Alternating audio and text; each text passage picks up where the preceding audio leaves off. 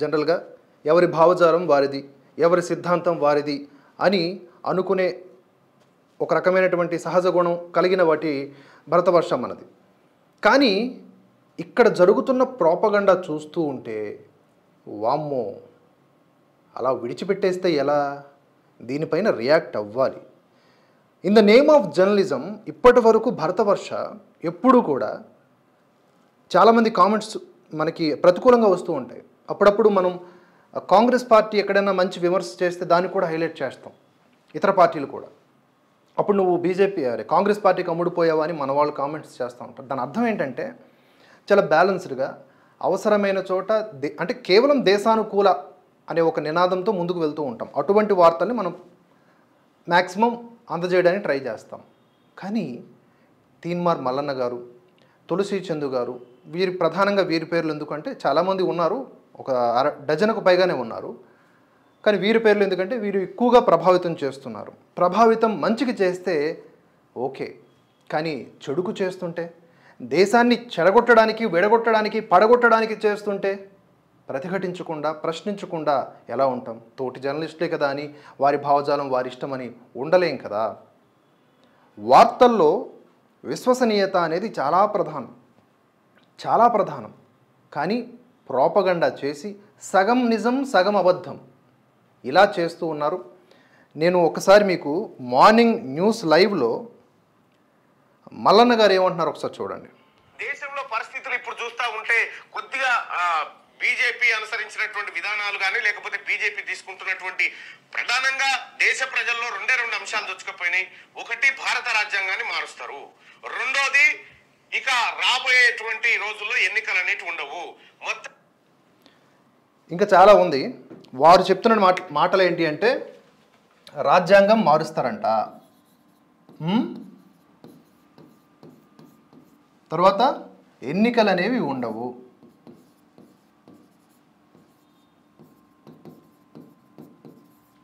ఇది పనిగట్టుకుని ప్రచారం చేస్తూ ఉన్నారు వీళ్ళంతా. రాజ్యాంగం మార్చడం అంటే ఏంటి, దాని మీద రకరకాల భయభ్రాంతులకు గురి చేయాల్సిన అవసరం ఏంటి? ఈవెన్ తులసి చందు గారు కూడా ఏం మాట్లాడారు అనే విషయాల్ని నేను మీకు వినిపిస్తాను.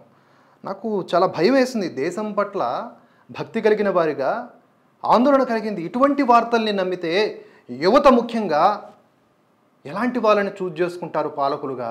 వీళ్ళు ఇప్పటిదాకా ఓపెన్గా బహిరంగంగా బీజేపీకి అగెయినిస్ట్గా మాట్లాడారు వీళ్ళందరూ. బీజేపీ ప్రభుత్వం దిగిపోవాలి, కాంగ్రెస్ ప్రభుత్వం రావాలి అని వీళ్ళు ఓపెన్గా వారి యొక్క లక్ష్యాల్ని బహిర్గతం చేశారు. మరి భరతవర్ష 2024 ఎన్నికలకు సంబంధించి ఏ పార్టీ అధికారంలోకి రావాలో డిసైడ్ ఇవాళ ఈ వీడియోలో, ఈ లైవ్ కార్యక్రమంలో అయ్యి ఆ దిశగా పనిచేస్తుంది. దీనికి గాను బీజేపీ పార్టీకి సంబంధించో లేకపోతే ఆఫీసులకు సంబంధించి ఎలాంటి కనెక్షన్స్ ఉండవు. ఆయా నాయకులు మాకు ఇచ్చింది లేదు, లేకపోతే వాళ్ళు అడిగింది లేదు, మేము వాళ్ళకి అడిగింది లేదు. ఇది క్లోజ్. ఇది మాత్రం గుర్తుపెట్టుకోండి. ఇక్కడ ఒకసారి ఏం మాట్లాడుతున్నారో చూసి మనం ముందుకెళ్దాం. దేశం కోసం, ధర్మం కోసం అంటూ దేశ ఆస్తులైన పరిశ్రమల్ని, పోర్టుల్ని, ఎయిర్పోర్టుల్ని, రైల్వేల్ని, హైవేల్ని అమ్ముతూ వెళ్లారు. రైతులు, వ్యాపారులకు మేలు చేసే వ్యవసాయ చట్టాలు మాకొద్దు అంటే, కనీస గిట్టుబాటు ధర కావాలి అంటే దేశద్రోహులు అన్నారు. వ్యాపారులకు మాత్రం లక్షల కోట్ల రూపాయల రుణాలు మాఫీ చేశారు. ప్రశ్నిస్తే పాకిస్తాన్ కు వెళ్లిపోండి అనేలాగా యువత బుర్రల్లోకి విద్వేషం నింపారు. పోనీ బాధితులకు ఏం చేశారు? మణిపూర్ ఆర్తనాదం ఇప్పటికీ టిల్ టుడే సుప్రీం లీడర్ కు వినిపించట్లేదు. రాజధాని నడుబొడ్డున రెజ్లర్ల ఆత్మగౌరవ పోరాటం కనిపించలేదు. బుల్డోజర్ల న్యాయమే న్యాయంగా చలామణి అయ్యింది. రాష్ట్రాల హక్కులు హరించబడ్డాయి. దేశాన్ని కాపాడే సైనికుడు కాంట్రాక్ట్ ఉద్యోగయ్యాడు. హక్కుగా అమలవ్వాల్సిన రిజర్వేషన్లకు అడుగడుగున అవహేళన. ఆదివాసీ హక్కులు, లద్దాఖ్ ఉద్యమాలకు 56 ఇంచీల ఛాతీలో 1 ఇంచి చోటు కూడా లేదా? సగర్వంగా రాజ్యాంగాన్ని తీసుకెళ్లాల్సిన ఆధునిక పార్లమెంటులోకి రెడ్ కార్పెట్లు పరిచి మొదట ఎవరిని తీసుకెళ్లారు? నిజంగానే ప్రజాస్వామ్యం ఉనికిలో ఉన్నట్ల, నియంతృత్వం మొదలైనట్ల. దేశం కోసం, ధర్మం కోసం అంటూ దేశ ఆస్తులైన పరిశ్రమల్ని, పోర్టుల్ని, ఎయిర్పోర్టుల్ని, రైల్వేల్ని, హైవేల్ని అమ్ముతూ వెళ్లారు. రైతులు, వ్యాపారులకు మేలు చేసే వ్యవసాయ. ఇది కథ. అంటే ఇలాంటి వీడియోలు అంటే విస్తృతంగా సోషల్ మీడియాలో ప్రచారం చేయడానికి వీలుగా ఉండే చిన్న చిన్న నిడివి గల వీడియోల్లోనే ఎన్ని రకాల అబద్ధాలు ఉన్నాయో, ఎంత ప్రోపగండా ఉందో, ఇవన్నీ కూడా ప్రోపగండా వార్తలే, హిపోక్రటిక్ వార్తలే, సగం నిజం సగం అబద్ధం. ఎప్పుడన్నా జనరల్గా అబ్జర్వ్ చేయండి, పూర్తి నిజం వల్ల ప్రయోజనం ఉంటుంది, పూర్తి అబద్ధం వల్ల ఒకంత దాన్ని ట్యాకిల్ చేసే విధానం ఉంటుంది. కానీ ఇలా సగం సగం వండి వార్చిన వార్తలు చాలా ప్రమాదం. వీరు చెప్తున్నది ఏంటి? ఇప్పుడు కామన్గా వాళ్ళు వినిపిస్తోంది రాజ్యాంగం మార్చబడిపోతుంది, రాజ్యాంగం మార్చేసి ఇక ఎన్నికలు అనేవి లేకుండా చేస్తారు. బీజేపీ మేనిఫెస్టోలో ఏం చెప్పింది? స్పష్టంగా జమిలి ఎన్నికలు నిర్వహిస్తాము. ఒకే టైంలో భారతదేశంలో ఎన్నికలు జరిగితే గనక ఆర్థికంగా భారం తగ్గుద్ది, పాలన మీద దృష్టి పెరుగుద్ది, తద్వారా ప్రజలకు మేలు చేకూరుద్ది, అనవసర రాజకీయాలకు తావు లేకుండా ఉంటుందని జమిలి ఎన్నికల ప్రస్తావన తీసుకొచ్చారు. కానీ ఎన్నికలే లేకుండా చేస్తాం అని ఎక్కడైనా ఏ బీజేపీ నాయకుడైనా మాట్లాడా? మరి మాట్లాడకుండా ఎందుకు ఈ అబద్ధపు వార్తల్ని ప్రసారం చేస్తున్నారు?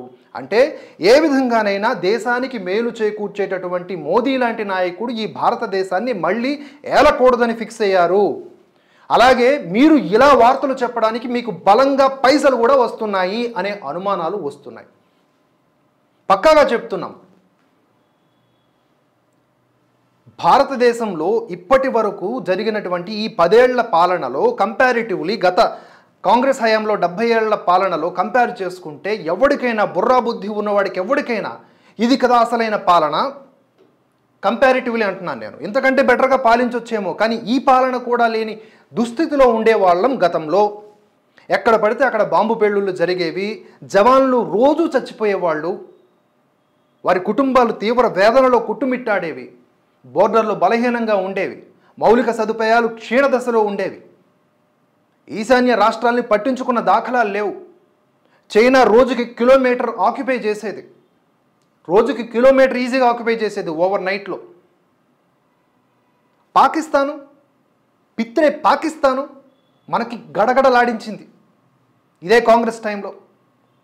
వేర్పాటువాదం మాటున, ఉగ్రవాదం మాటున మర్చిపోయారు. గతాన్ని మర్చిపోయేలాగా యువతను చేయటం, దాన్నంతటినీ రిపేర్ చేస్తున్న బీజేపీ, ముఖ్యంగా మోదీ లాంటి నాయకుడిని పనిగట్టుకుని విమర్శలు చేయడం వలన ఏం సాధిస్తారు? ధ్రువరాతి కానీ, తులసి చందు గారు కానీ, లేకపోతే తీన్మార్ మల్లన్న గారు కానీ, తీన్మార్ మల్లన్న గారి విషయం వదిలేయండి, ఆయన కాంగ్రెస్ పార్టీ కాబట్టి ఫక్తు కాంగ్రెస్ పార్టీ నాయకుడిలాగా ఆయనకి ఎమడని ఒక చొక్కా వేసుకొని నలుగుతున్నట్లుగా కనిపిస్తూ ఉంది. But in the name of journalism మిగతా వాళ్ళందరూ ఏం చేస్తున్నారు? ధ్రువరాతి ఎంత నమస్కార్ దోస్తో అని చెప్పేసి, స్వాగత్ హై దోస్తో అని చెప్పేసి ఎన్ని రకాల అబద్ధాలు చెప్తాడు. కోట్ల కొలది వ్యూస్ ఉంటాయి. అంటే కోట్లాది మందిని ప్రభావితం చేస్తున్నటువంటి అబద్ధపు, సగం నిజం సగం అబద్ధపు వార్తలగాళ్ళు వాళ్ళు. ఇక్కడ తెలుగు రాష్ట్రాల్లో కూడా ఈ వరవడి పెరిగిపోతున్న తరుణంలో వీరికి ఎవరు ఫండింగ్ చేస్తున్నారు, లేకపోతే ఎవరు ఏ విధంగా ముందుకు తీసుకువెళ్తున్నారు అని none of our business. But we should question them. అంటే కన్స్ట్రక్టివ్ వేలో క్వశ్చన్ చేయాలి. ఇష్టం వచ్చినట్లుగా వాళ్ళని తిట్టి కింద ఏదో నానా రకాల బూతులు ఆడటం వల్ల ప్రయోజనం శూన్యం. ఇది గుర్తుపెట్టుకోండి, బాటమ్ ఆఫ్ ది లైన్. మనం కన్స్ట్రక్టివ్ వేలో ఫైట్ చేయాలి. ఇక్కడ ఎన్ని విధాలుగా మాట్లాడారో మరొకసారి చూడండి. సగర్వంగా రాజ్యాంగాన్ని తీసుకెళ్లాల్సిన ఆధునిక పార్లమెంటులోకి రెడ్ కార్పెట్లు పరిచి మొదట ఎవరిని తీసుకెళ్లారు? నిజంగా భారతదేశంలో పార్లమెంట్ని, అంటే బ్రిటిష్ కట్టడం ఏదైతే ఉందో అప్పటి నుంచి ఇప్పటి వరకు అలాగే ఉన్నాం. స్వాతంత్ర్యం వచ్చిన తర్వాత మనకంటూ కనీసం మనం ఒక పార్లమెంట్ కట్టుకోలేకపోయాం. ఇలాంటి సిగ్గుమాలిన బతుకులు బతుకుతున్నప్పుడు ఒక కొత్త పార్లమెంటు నిర్మాణం జరిగినప్పుడు, ఇది భారతదేశం, దీనికి ఒక సంస్కృతి ఉంది, ఇది వేదభూమి, ఇది హిందూ ధర్మాన్ని పాటించే సనాతన ధర్మభూమి, మరి దానికి సంబంధించిన ఒక విధానాన్నే ముందుకు తీసుకువెళ్తారు తప్ప హిపోక్రటిక్గా అక్కడ. అలాగే పార్లమెంట్, నూతన పార్లమెంట్ భవనం స్టార్ట్ చేసినప్పుడు సర్వమత ప్రార్థనలు జరిగింది, కంటికి కనిపించలేదా? సర్వమత ప్రార్థనలు చేశారు కదా. ఈ దేశంలో ఎన్ని మతాలు ఉన్నాయి, అన్ని మతాలు అందరూ ప్రార్థనలు చేశారు, ఈ దేశం బాగుండాలి, దేశం బాగుండాలి, దేశం బాగుండునుగాక అని చెప్పి. ఆ తరువాత ప్రధానమంత్రి మోదీ ఈ భారతదేశానికి మూలమైనటువంటి సనాతన ధర్మాన్ని ప్రతిబింబించేట్లుగా స్వామీజీలతో రాజదండము అనేది పట్టుకొని, అది ఎవరిది, ఏ రాష్ట్రానికి సంబంధించింది? తమిళనాడు. దానికి ఒక ప్రాశస్త్యం ఉంది. దాన్ని ఈ కాంగ్రెస్, ఈ నెహ్రూ దాన్ని అదొక గౌరవాత్మకంగా ఇచ్చినటువంటి బహుమతిని చేతికర్రగా వాడుకున్నాడు నెహ్రూ. మరి దానికి ఒక సహేతుకమైనటువంటి గౌరవాన్ని ఇచ్చి దాన్ని అలా చక్కగా తీసుకువెళ్ళడంలో అర్థం ఏంటి అంటే నియంతృత్వం కాదు, బ్లాక్ డేస్లోకి వెళ్ళిపోవడం, డార్క్ దీంట్లోకి నెట్టేయటం కాదు. అది ఇన్నాళ్ళు ఈ ధర్మాన్ని నీచాతి నీచంగా అన్ని కోణాల్లో అణిచివేశారు కాంగ్రెస్ పార్టీ హయాంలో. బీజేపీ వచ్చిన తర్వాత సరే వారి రాజకీయాల కోసమే అనుకుందాం, but they are doing for Sanatana Dharma. అలాగే రామ మందిరం విషయంలో ఎన్ని సందర్భాల్లో రామ మందిరం అంటారు, కబ్ బనావోగే రామ్ మందిర్ అని అసదుద్దీన్ ఓవైసీ, రాహుల్ గాంధీ, సోనియా గాంధీ, జైరామ్ రమేష్, ఒకరు కాదు అందరూ కోతలు కూసేవాళ్లే. ఇది ఈ ధ్రువరాతి. అప్పుడు ఇంకా తులసి చందు గారు ఈ లైమ్ లైట్లో లేరు. వీళ్ళందరూ కబ్ బనావోగే రామ్ మందిర్ ఇప్పుడు కట్టేశారు. కట్టిన తర్వాత అందరూ పెద్ద పెద్దోళ్ళే వచ్చారు, ఎవరు కూడా ఆ బడుగు బలహీన వర్గాలు వాళ్ళు రాలేదు, అందరూ సెలబ్రిటీలు వచ్చారు అని చెప్పి. మరి నువ్వెందుకు వెళ్ళలేదు? రామ మందిరం స్టార్ట్ అయితే దాని ప్రారంభోత్సవానికి రానటువంటి రాహుల్ గాంధీ కూడా ఇలాంటి మాటలు మాట్లాడతారు. హిందువుల్ని డైరెక్ట్గా మోసం చేస్తూ డైరెక్ట్గా అవమానిస్తున్న ఈ పార్టీలు ఈరోజు ఈ విధంగా మాట్లాడడం కంటికి కనిపించట్లేదా ఈ జర్నలిస్టులకి? ఏ రోజైనా ప్రశ్నించారా? రామ మందిరం అనేది భారతదేశానికి సంబంధించింది, ఇక్కడున్న మెజారిటీ హిందువులకు సంబంధించింది మాత్రమే కాదు, రాముడు ఈ నేలను ఏలాడు. మరి ఎందుకు ఆయనకు సంబంధించినటువంటి ఒక 500 సంవత్సరాల కాన్ఫ్లిక్ట్ క్లియర్ అయిపోయి అది కూడా చట్టపరంగా చట్టబద్ధంగా అన్ని పార్టీలు వెళ్ళి స్వాగతించాల్సినటువంటి విషయం కదా. కానీ ఎందుకు వెళ్ళలేదని ఒక్కరు అడిగారా ప్రశ్న? లేదు.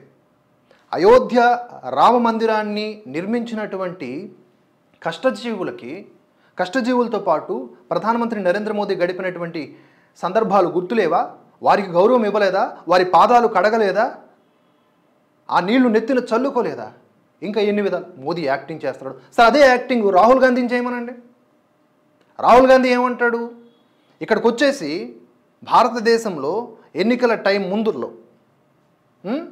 హిందువుల్ని ప్రభావితం చేయడానికి అడ్డబొట్టు పెట్టుకుంటాడు, నేను బ్రాహ్మణుని అంటాడు, సాష్టాంగం చేస్తాడు. అక్కడికి వెళ్ళి అంతర్జాతీయ వేదికల మీద నేను ఎప్పుడు కూడా అలాగా సాష్టాంగం చేయను, ఇది ఎందుకు చేస్తారు నాకు అర్థం కాదు, నేను వేదాలు ఉపనిషత్తులు అన్నీ చదివేశాను, ఎక్కడా ఇలాంటి హిందుత్వం లేదు అని చెప్పేసి పిచ్చి కూతలు కూస్తున్నారు. మరి దాన్ని ఎప్పుడు ప్రశ్నించరే? కాంగ్రెస్ హయాంలో పేలినటువంటి బాంబులెన్ని, ఇప్పుడు ఈ 10 సంవత్సరాల్లో పేలినటువంటి బాంబులెన్ని, ఎంతమంది ఎన్ని ఉగ్రవాదుల దాడులు వాళ్ళు చనిపోయారు, జవాన్లు ప్రాణాలు కోల్పోయారు. కానీ భారతీయులు రక్షణగా అలాగే ఉన్నారు. మరి దీనికి ఇది కంటికి కనిపించట్లేదా? ఒకప్పుడు బార్డర్ రోడ్ ఆర్గనైజేషన్ అనేది ఒక శూన్యత దశలో ఉండేది, ఇప్పుడు ఏ విధంగా ఉంది? ఇప్పుడు కన్స్ట్రక్ట్ చేస్తున్నటువంటి టన్నెల్స్, రోడ్డు నిర్మాణాలు, ఎయిర్పోర్ట్లు, వంతెనలు కంటికి కనిపించట్లేదా? వీటి గురించి ఎప్పుడైనా ప్రచారం చేశారా? లేదు. అలాంటివి చెప్పరు.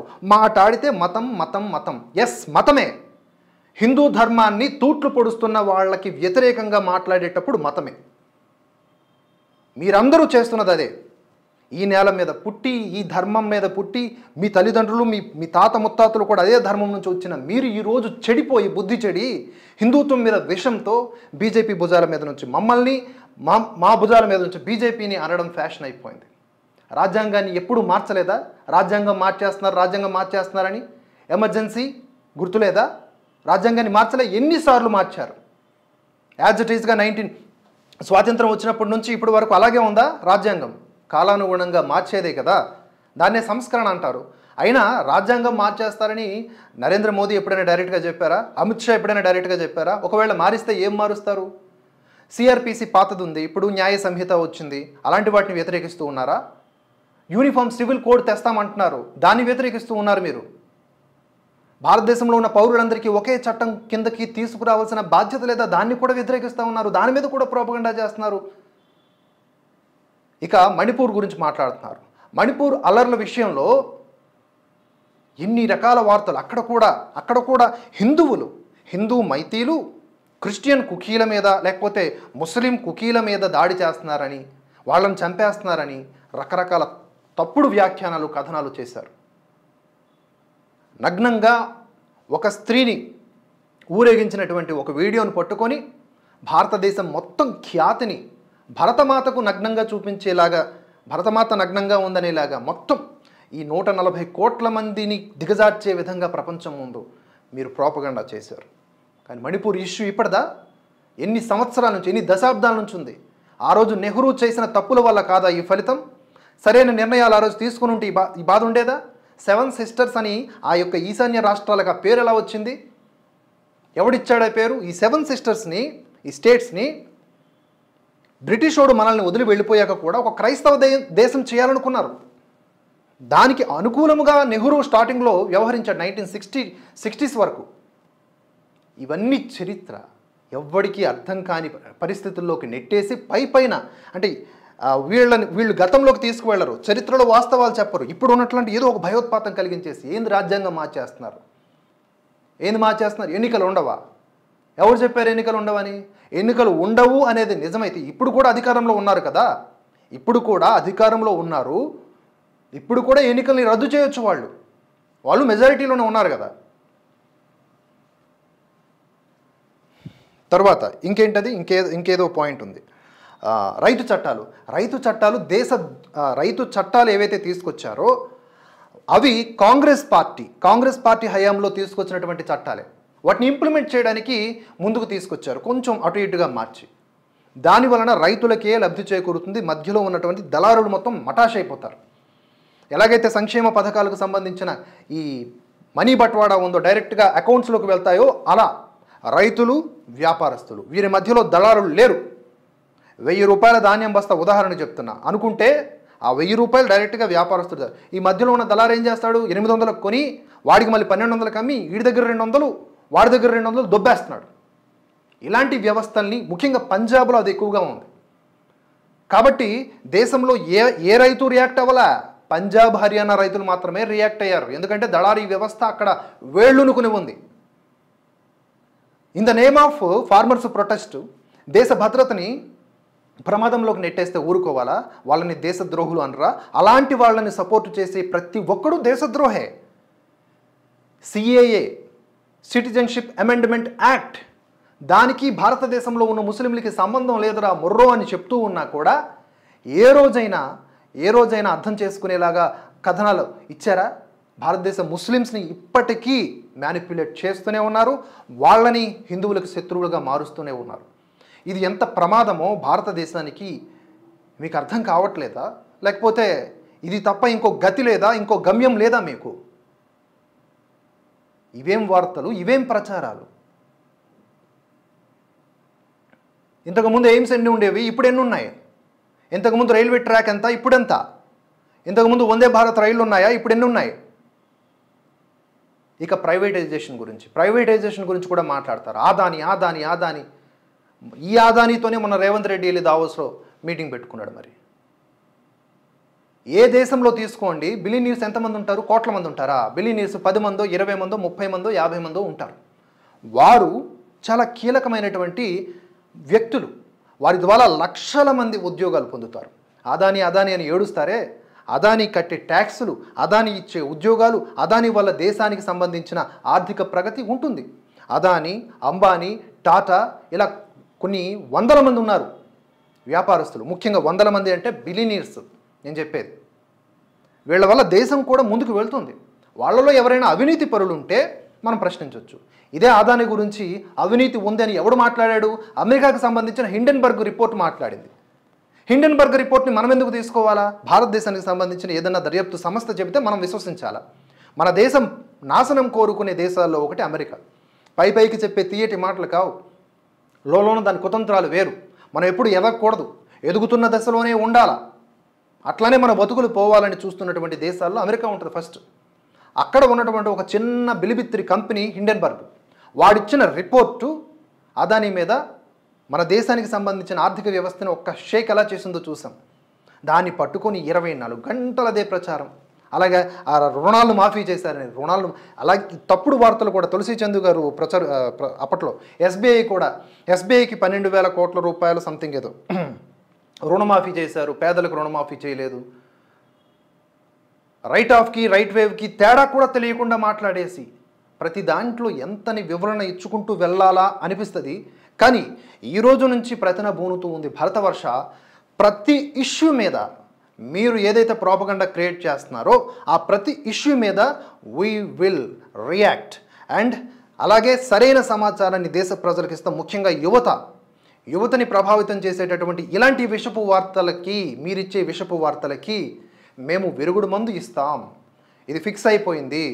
అలాగే మీరు ఓపెన్గా కాంగ్రెస్ పార్టీ గెలవాలి, బీజేపీ ఓడిపోవాలంటున్నారు కాబట్టి ఇప్పుడు మేము తీసుకున్న డిసిషన్, ఎస్, పార్టీ నాయకులతో సంబంధం లేకుండా ఈ దేశం బాగుండాలంటే మళ్ళీ బీజేపీ రావాలి, గుర్తుపెట్టుకోండి. వీ టేక్ స్టాండ్, అంతే. మోదీ మళ్ళీ రావాలి. వీళ్ళు మోదీ మళ్ళీ రాకూడదు అంటున్నారు కదా, మోదీ మళ్ళీ రావాలి. రాకపోతే ఇప్పటి వరకు ఉన్నటువంటి సంస్కరణలన్నీ కూడా, ఉదాహరణకు ఒకసారి మీరు రాహుల్ గాంధీ కాంగ్రెస్ మేనిఫెస్టో తీసుకోండి. Congress manifesto versus BJP manifesto. Manifesto ఉన్న అంశాలని పక్కన పెడితే మేనిఫెస్టోలో ఉన్నటువంటి అంశాలు మాట్లాడదాం. దాంతోపాటుగా బీజేపీ ప్రచారం చేస్తోంది ఏంటి, యూనిఫామ్ సివిల్ కోడ్. ఇది పక్కాగా రావాలి, ప్రతి భారతీయుడు ఒకే చట్టం కింద ఉండాలి, తద్వారా క్రైమ్ రేట్ తగ్గుద్ది, అందరికీ సమాన హక్కులు వస్తాయని చెప్తున్నారు. దాన్ని వీళ్ళు వ్యతిరేకిస్తారు. తద్వారా మైనారిటీ హక్కులు కొలగొడుతున్నారంట. మైనారిటీలు ఎక్కడుంది ఇంకా మైనారిటీ? ఈ భారతదేశంలో ఎంతమంది మైనారిటీ, ఎన్ని రాష్ట్రాల్లో హిందువులు మైనారిటీలుగా ఉన్నారు తెలుసా? ఆల్మోస్ట్ ఆల్ ఈశాన్య రాష్ట్రాలన్నీ కూడా హిందువులు మైనారిటీలుగానే ఉన్నారే. ఏ మైనారిటీ హక్కుల కోసం పోరాడుతున్నారు? ముస్లింల హక్కుల కోసమా? వారికంటే తక్కువ సంఖ్యలో ఉన్నటువంటి వాళ్ళు ఉన్నారే, ముస్లింలు, క్రిస్టియన్ల కంటే కూడా జైనులు, సిక్కులు, బౌద్ధులు, పార్సీలు, వీళ్ళందరూ కూడా ఉన్నారే. వీళ్ళు కాదు మైనారిటీలు? వారి హక్కుల గురించి ఎప్పుడైనా మాట్లాడారా? హిందూ ధర్మంలో భాగమైనటువంటి ఇతర మతాల గురించి వీరు మాట్లాడరు. ఏదైతే వలస వచ్చినటువంటి మతాలు ఉన్నాయో వాటి గురించే మాట్లాడతారు. వాళ్ళ ఓటు బ్యాంకునే గట్టిగా చేసుకుంటూ ఉంటారు, వాటి మీదనే మాట్లాడతారు. యూనిఫామ్ సివిల్ కోడ్ వల్ల ఎవరికీ నష్టం లేదు. ఎవరికి నష్టం అంటే దేశ వ్యతిరేక శక్తులకి నష్టం. దాన్ని అలాగే ఎన్ఆర్సీ అంటే ఏంటి? ఒక స్కూల్కి ఎంతమంది స్టూడెంట్స్ వస్తున్నారు, ఎప్పుడు వెళ్ళిపోతున్నారు అనడానికి ఒక రిజిస్టర్ ఉంటుంది కదా, ఒక రిజిస్టర్. ఆ రిజిస్టర్ పెట్టడం కూడా మానవ హక్కుల ఉల్లంఘన కింద వస్తుందా? అలాగే ఎన్ఆర్సీ అంటే నేషనల్ రిజిస్ట్రేషన్ ఆఫ్ సర్టిఫికెట్. నువ్వు ఈ భారతదేశానికి సంబంధించినోడు అని ఒక ప్రమాణ పత్రం. ఆధార్ కార్డు ఎలాంటిదో కొంచెం అలాంటిదే ఇది కూడా. మరి ఆధార్ కార్డుని ఇంట్రడ్యూస్ చేసింది ఎవరు? కాంగ్రెసే కదా. కాంగ్రెస్ ఇంట్రడ్యూస్ చేసింది కదా అని చెప్పి బీజేపీ దాన్ని తీసేయలేదు కదా. ఎన్ఆర్సీ వలన ఏంటంటే పర్ఫెక్ట్గా ఈ భారతదేశంలో ఎంతకాలం నుంచి వాడు ఉంటున్నాడు, నిజమైన భారతవాస కాదా, స్వాతంత్ర్య అనంతరం ఉన్నటువంటి కొన్ని అక్కడ ఉన్నటువంటి లెక్కల ప్రకారం, షరతుల ప్రకారం ఎన్ఆర్సీ వస్తుంది. తద్వారా అక్రమ వలసలు ఆగుతాయి, సంక్షేమ పథకాలు కేవలం భారతీయులకే అందుతాయి. మీరంటున్న సోకాల్డ్ ఈ మైనారిటీ ఓటు బ్యాంక్ అంటున్నారు కదా, ఆ ఒరిజినల్గా మైనారిటీలకు అందాల్సిన ఫలాలు వారికే అందుతాయి. దొంగచాటుగా భారతదేశంలోకి వచ్చి చొరబడిపోయిన ఆ డిఎన్కే గాలకు దక్కవు. ఇవి ఎప్పుడు మీరు చెప్పరు. ఇక సిఏఏ ఆల్రెడీ ఇంప్లిమెంటెడ్, ఇవి త్వరలో ఇంప్లిమెంట్ అవుతాయి. దీన్ని కాంగ్రెస్ పార్టీ ఏమంటుంది, సిఏఏని రద్దు చేస్తామంటది. వచ్చిన వెంటనే సిఏఏని రద్దు చేస్తాం అంటే ఆల్రెడీ ఇక్కడ కొన్ని దశాబ్దాలుగా దారుణమైనటువంటి వ్యతలు పడుతున్న పాకిస్తాను, బంగ్లాదేశు, ఆఫ్ఘనిస్తాన్ నుంచి వచ్చినటువంటి హిందువులు, క్రిస్టియన్లు, బౌద్ధులు, పార్సీలు, వీళ్ళని అక్కడ బాధితులుగా పరిగణిస్తారు ఈ ఇస్లామిక్ దేశాల్లో. వారికి మళ్ళీ ఈ సిఏఏని రద్దు చేస్తారంట. ఇలాంటి చెత్త హామీలు ఇచ్చుకునే పార్టీ గెలవాలని ఈ భారతదేశం కోరుకోదు. స్పష్టంగా చెప్తున్నా, కోట్లాది మంది అక్రమంగా వలస వచ్చినటువంటి రోహింగ్యాలు ఎవరైతే ఉన్నారో వాళ్ళని వెళ్ళగొట్టేలాగా ఎన్ఆర్సీ ఉంటుంది. ఆ ఎన్ఆర్సీని వీళ్ళు రద్దు చేస్తారు, యూసీసీని అప్లై చేయరు. ఇంకా చాలా ఉన్నాయి. ఇంకేంటి, మనీ లాండరింగ్ చట్టాన్ని కూడా రద్దు చేస్తారంట వీళ్ళు. మనీ లాండరింగ్ చట్టం కూడా రద్దు చేస్తారు. ఇది కూడా మళ్ళీ వీళ్ళు ఇంట్రడ్యూస్ చేసుకున్నది. 2023లో కొంచెం సవరించబడింది ఈ చట్టం. ఇది కూడా వీళ్ళు కాంగ్రెస్ పార్టీ ఇంట్రడ్యూస్ చేసిందే. దేశంలో ఆర్థిక నేరాలని నియంత్రించడానికి ఉన్నటువంటి బలమైన చట్టం ఇది. ఈరోజు అడ్డంగా బుక్ అయ్యి జైళ్ళలో ఉంటున్నటువంటి వీళ్ళందరికీ కూడా ఇది ఒక ఉరికంబం అయిపోయింది, ఉరిపాసం అయిపోయింది. దాంతో దీన్ని కూడా రద్దు చేస్తారు. అలాగే కాంగ్రెస్ పార్టీ ఇచ్చేటటువంటి హామీలు ఏంటండి? ఏం హామీలు ఇస్తున్నారు? ₹1,00,000 అకౌంట్లో వేస్తాం, 500 రూపాయలకి గ్యాస్ సిలిండర్ ఇస్తాం, అప్రెంటిస్షిప్ కింద డబ్బులు ఇస్తాం, ఇంకో దాని కింద డబ్బులు ఇస్తాం. ఇదే హామీ అంటే ఇవా? అదే మోదీ ప్రభుత్వం ఏమంటుంది? 2047 దీర్ఘకాలిక లక్ష్యం Viksit Bharat. As of now ఇప్పుడున్నటువంటి ఇమీడియట్ లక్ష్యాలు రానున్న 5 ఏళ్లలో ఆర్థికంగా 3వ స్థానానికి ఎగబాకడం, ఆర్థిక ప్రగతి. అలాగే ప్రస్తుతం ఉన్నటువంటి యుద్ధ వాతావరణాల నడుమ పెట్రోల్ ధరల్ని నియంత్రించడం. కాంగ్రెస్ పార్టీ ఏమంటుంది, మేము రాగానే 50 రూపాయలకే పెట్రోల్ ఇచ్చేది. ఎక్కడి నుంచి ఇచ్చేస్తావు నువ్వు? ఏడకెళ్ళి మీ ఇంటి వెనక బావుల నుంచి తీసి ఇచ్చేస్తావా? కేవలం అధికారంలోకి రావడానికి ఆడుతున్నటువంటి అబద్ధపు డ్రామాలు. అంతే అవకాశం ఉంటే, అంతే తక్కువకు ఇవ్వడానికి అవకాశం ఉంటే ఈ పార్టీకి బీజేపీ ఇచ్చేది. కానీ ఎందుకు ఇవ్వట్లేదంటే ప్రస్తుతం ఉన్నటువంటి మోదీ నాయకత్వానికి తెలుసు దేని రేటు తగ్గించాలి, దేని రేటు పెంచాలి. ద్రవ్యోల్బణం గురించి మాట్లాడతారు మీరు. ద్రవ్యోల్బణం గురించి రేట్లు పెరిగాయి అని. రేట్లు పెరగడం కాదు, పెరిగినా కొనగలిగే శక్తి భారతీయులకు ఉందా లేదా? దాన్ని ఏమంటారు? కాస్ట్ ఆఫ్ లివింగ్ అనేది భరించే శక్తి భారతీయులకు పెరిగిందా లేదా అనేది కూడా చూడాలి కదా. 1947లో ₹1 ఉదాహరణకి ఏదైనా ఒక ప్రోడక్ట్ అనుకుందాం, ఇప్పుడు అది ₹50. అది ద్రవ్యోల్బణమే, కానీ కొనగలుగుతున్నామా లేదా అనేది చూడాలి. అలాగే ఉద్యోగ అవకాశాలే కాదు, ఉపాధి అవకాశాలు, అంటే స్వయం ఉపాధి అవకాశాలు కల్పిస్తున్నది ప్రస్తుతం ఉన్నటువంటి ప్రభుత్వం. స్వయం ఉపాధి అవకాశాలు అంటే నీకు ఉద్యోగంతో పాటుగా నీవు ఒక 10 మందికి ఉద్యోగం ఇచ్చే స్థితిలో ముద్రా యోజన ద్వారా లోన్లు కూడా ఇస్తూ ఉన్నారు. ఇప్పుడు 20 లక్షల రూపాయలుగా లోన్ల యొక్క పరిమితి పెంచారు. అర్హుడైతే తద్వారా కూడా ఎదగొచ్చు. అగ్నిపథ్ స్కీమ్ని కూడా రద్దు చేస్తారంట. ఏ దేశంలోనైనా రిజర్వ్డ్ ఫోర్సులు అనేవి ఉంటాయి. రిజర్వ్డ్ ఫోర్సులు అంటే అత్యవసర పరిస్థితుల్లో వాళ్ళని దించాల్సి వస్తుంది. అగ్నిపథ్ స్కీమ్ కింద తీసుకొచ్చినటువంటి ఒక మంచి విషయాన్ని కూడా ఎందుకంటే భారతదేశం బలోపేతమయ్యే ఏ నిర్ణయం వారికి వద్దు, ఏది వద్దు వాళ్ళకి. యువశక్తి అగ్నిపథ్ ద్వారా 4 సంవత్సరాలు అంటే ఇప్పుడు ఇజ్రాయెల్ కానీ కొన్ని దేశాల్లో ప్రతి ఒక్క పౌరుడు తప్పకుండా దేశానికి సేవ చేయాల్సిందే. 1 సంవత్సరమో 2 సంవత్సరాలు ఆర్మీలో జాయిన్ అవ్వాల్సిందే. అగ్నిపథ్ అలాంటిదే. ఈ దేశం పట్ల బాధ్యతను పెంచేటటువంటి స్కీమ్ అది. అలాగే దాంతోపాటు డబ్బులు కూడా వస్తాయి. ఆ 4 ఏళ్లలో రిటైర్ అయిన తర్వాత, రిటైర్ అంటారా లేకపోతే ఆ 4 ఏళ్లలో వారి యొక్క అంటే బాగా వారిలో గ్రేడింగ్ ఉంటుంది. బాగా ఉన్న వాళ్ళు ప్రమోట్ చేయబడతారు, లేదంటే ఇంటికి పంపించేస్తారు. ఇంటికి పంపించేస్తే ఎంటీ హ్యాండ్స్తో పంపిస్తారా? 12.5 లక్షల రూపాయలు చేతిలో పెట్టి పంపిస్తారు. ఏం నష్టపోతుంది అది? దానివల్ల ఎవరికి నష్టము? ఈ దేశం బలోపేతం అయిపోతే మీ పప్పులు ఉడకవు కాబట్టి తులసి చందు గారు లేకపోతే తీన్మర్మలన్న ధ్రువరాతి లాంటి సోకాళ్ళు మేధావుల పప్పులు ఉడకవు కాబట్టి వీళ్ళందరూ కూడా ఇలాంటి తప్పుడు వార్తలు చెప్తా ఉన్నారు.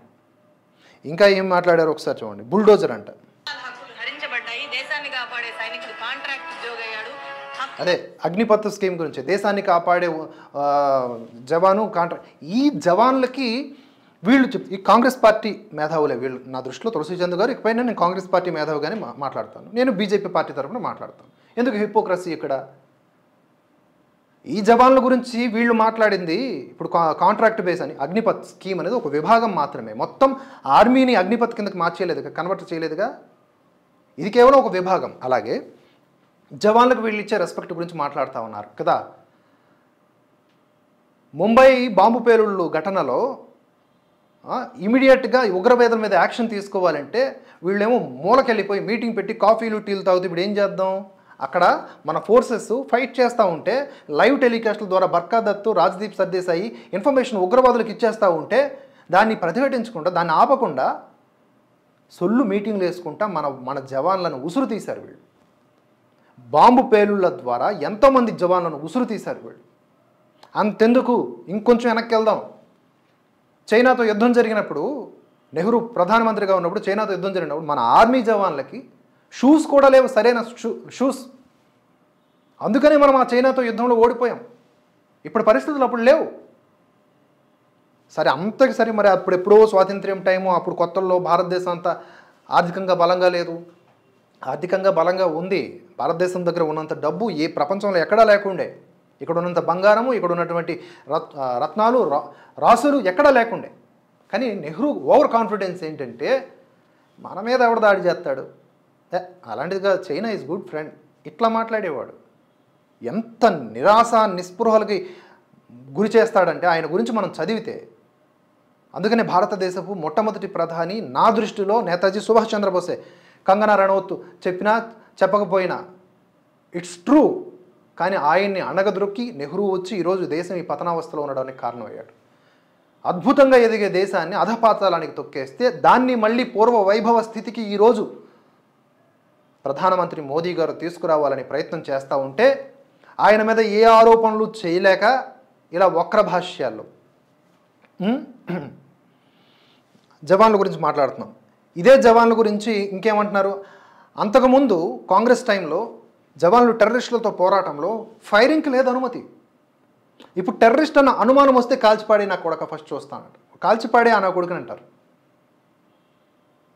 తర్వాత సంగతి. కానీ అప్పుడు అలా కాదే, జవాన్లు చచ్చిపోయేవాళ్ళు, ఉగ్రవాదులకు ప్రత్యేక రైట్స్ ఉండేవి.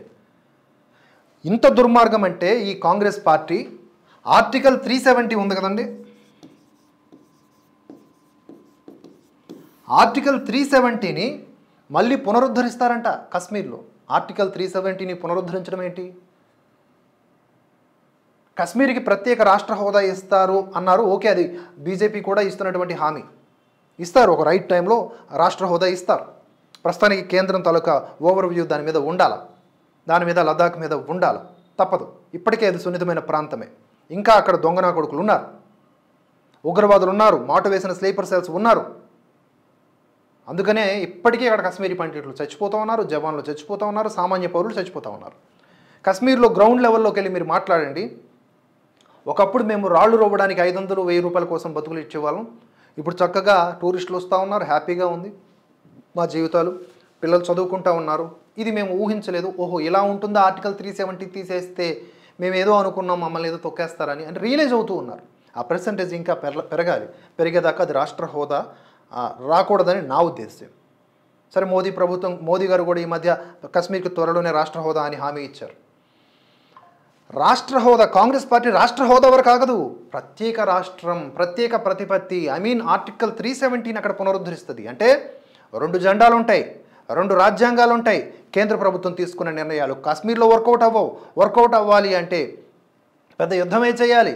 నిధులు మాత్రం పంపించాలా. ఆ పంపించిన నిధులకి లెక్కాపత్రం ఉండదు, అడగడానికి ఏముండదు, సిబిఐ వెళ్ళడానికి ఉండదు, ఈడీ వెళ్ళడానికి ఉండదు, ఐటీ వెళ్ళడానికి ఉండదు. జవాన్లు కూడా అక్కడ ఇప్పుడు ఇతర శ్రీలంక కొన్ని మన చుట్టూ ఉన్నటువంటి దేశాల్లో మన ఫోర్సెస్ అక్కడక్కడ ఉంటాయి కదా, అట్లా పరిమితమైన హక్కులతో ఉండాల్సి ఉంటుంది. దాన్ని ఆర్టికల్ 370ని మళ్ళీ పునరుద్ధరిస్తామంటున్న ఇలాంటి వాళ్ళని, ఇలాంటి పార్టీని ఈ దేశ వ్యతిరేక పార్టీగా ఎందుకు గుర్తించకూడదు? ఎందుకు వీళ్ళు ప్రశ్నించరు? ఏంటి ఆ ప్రేమ? మైండ్లో ఏమన్నా చిప్పు రీప్లేస్ అయిపోయిందా ఏంటి? నాకు అర్థం కాదు. కలి ప్రభావమో ఏమో, వీళ్ళందరూ మాట్లాడుతూ ఉంటే ఒక్కొక్కసారి ఎప్పుడు ఫాలో అవ్వను, ఎందుకంటే రియాక్ట్ అయిపోయే గుణం నాది. రియాక్ట్ అయిపోతే మళ్ళీ దానికి హద్దులు ఉండవు, ఫ్లో వెళ్ళిపోతుంది. ఇప్పుడు లైవ్లోనే మాట్లాడతాం, ఏమైనా ఫిల్టర్ ఉందా? ఎడిటింగ్ చేస్తున్నామా? లైవ్లోనే మాట్లాడేస్తున్నాం మనం. కాబట్టి నేను రియాక్ట్ అయిపోతానేమో అనే ఉద్దేశంతో, అలాగే టెంపర్ పెరిగిందంటే టంగ్ కూడా కంట్రోల్లో ఉండదు మనకి. దేశం కోసం ప్రాణాలైనా ఇస్తాం, దేశం కోసం పనిచేసే వాళ్ళనే గెలిపిస్తాం.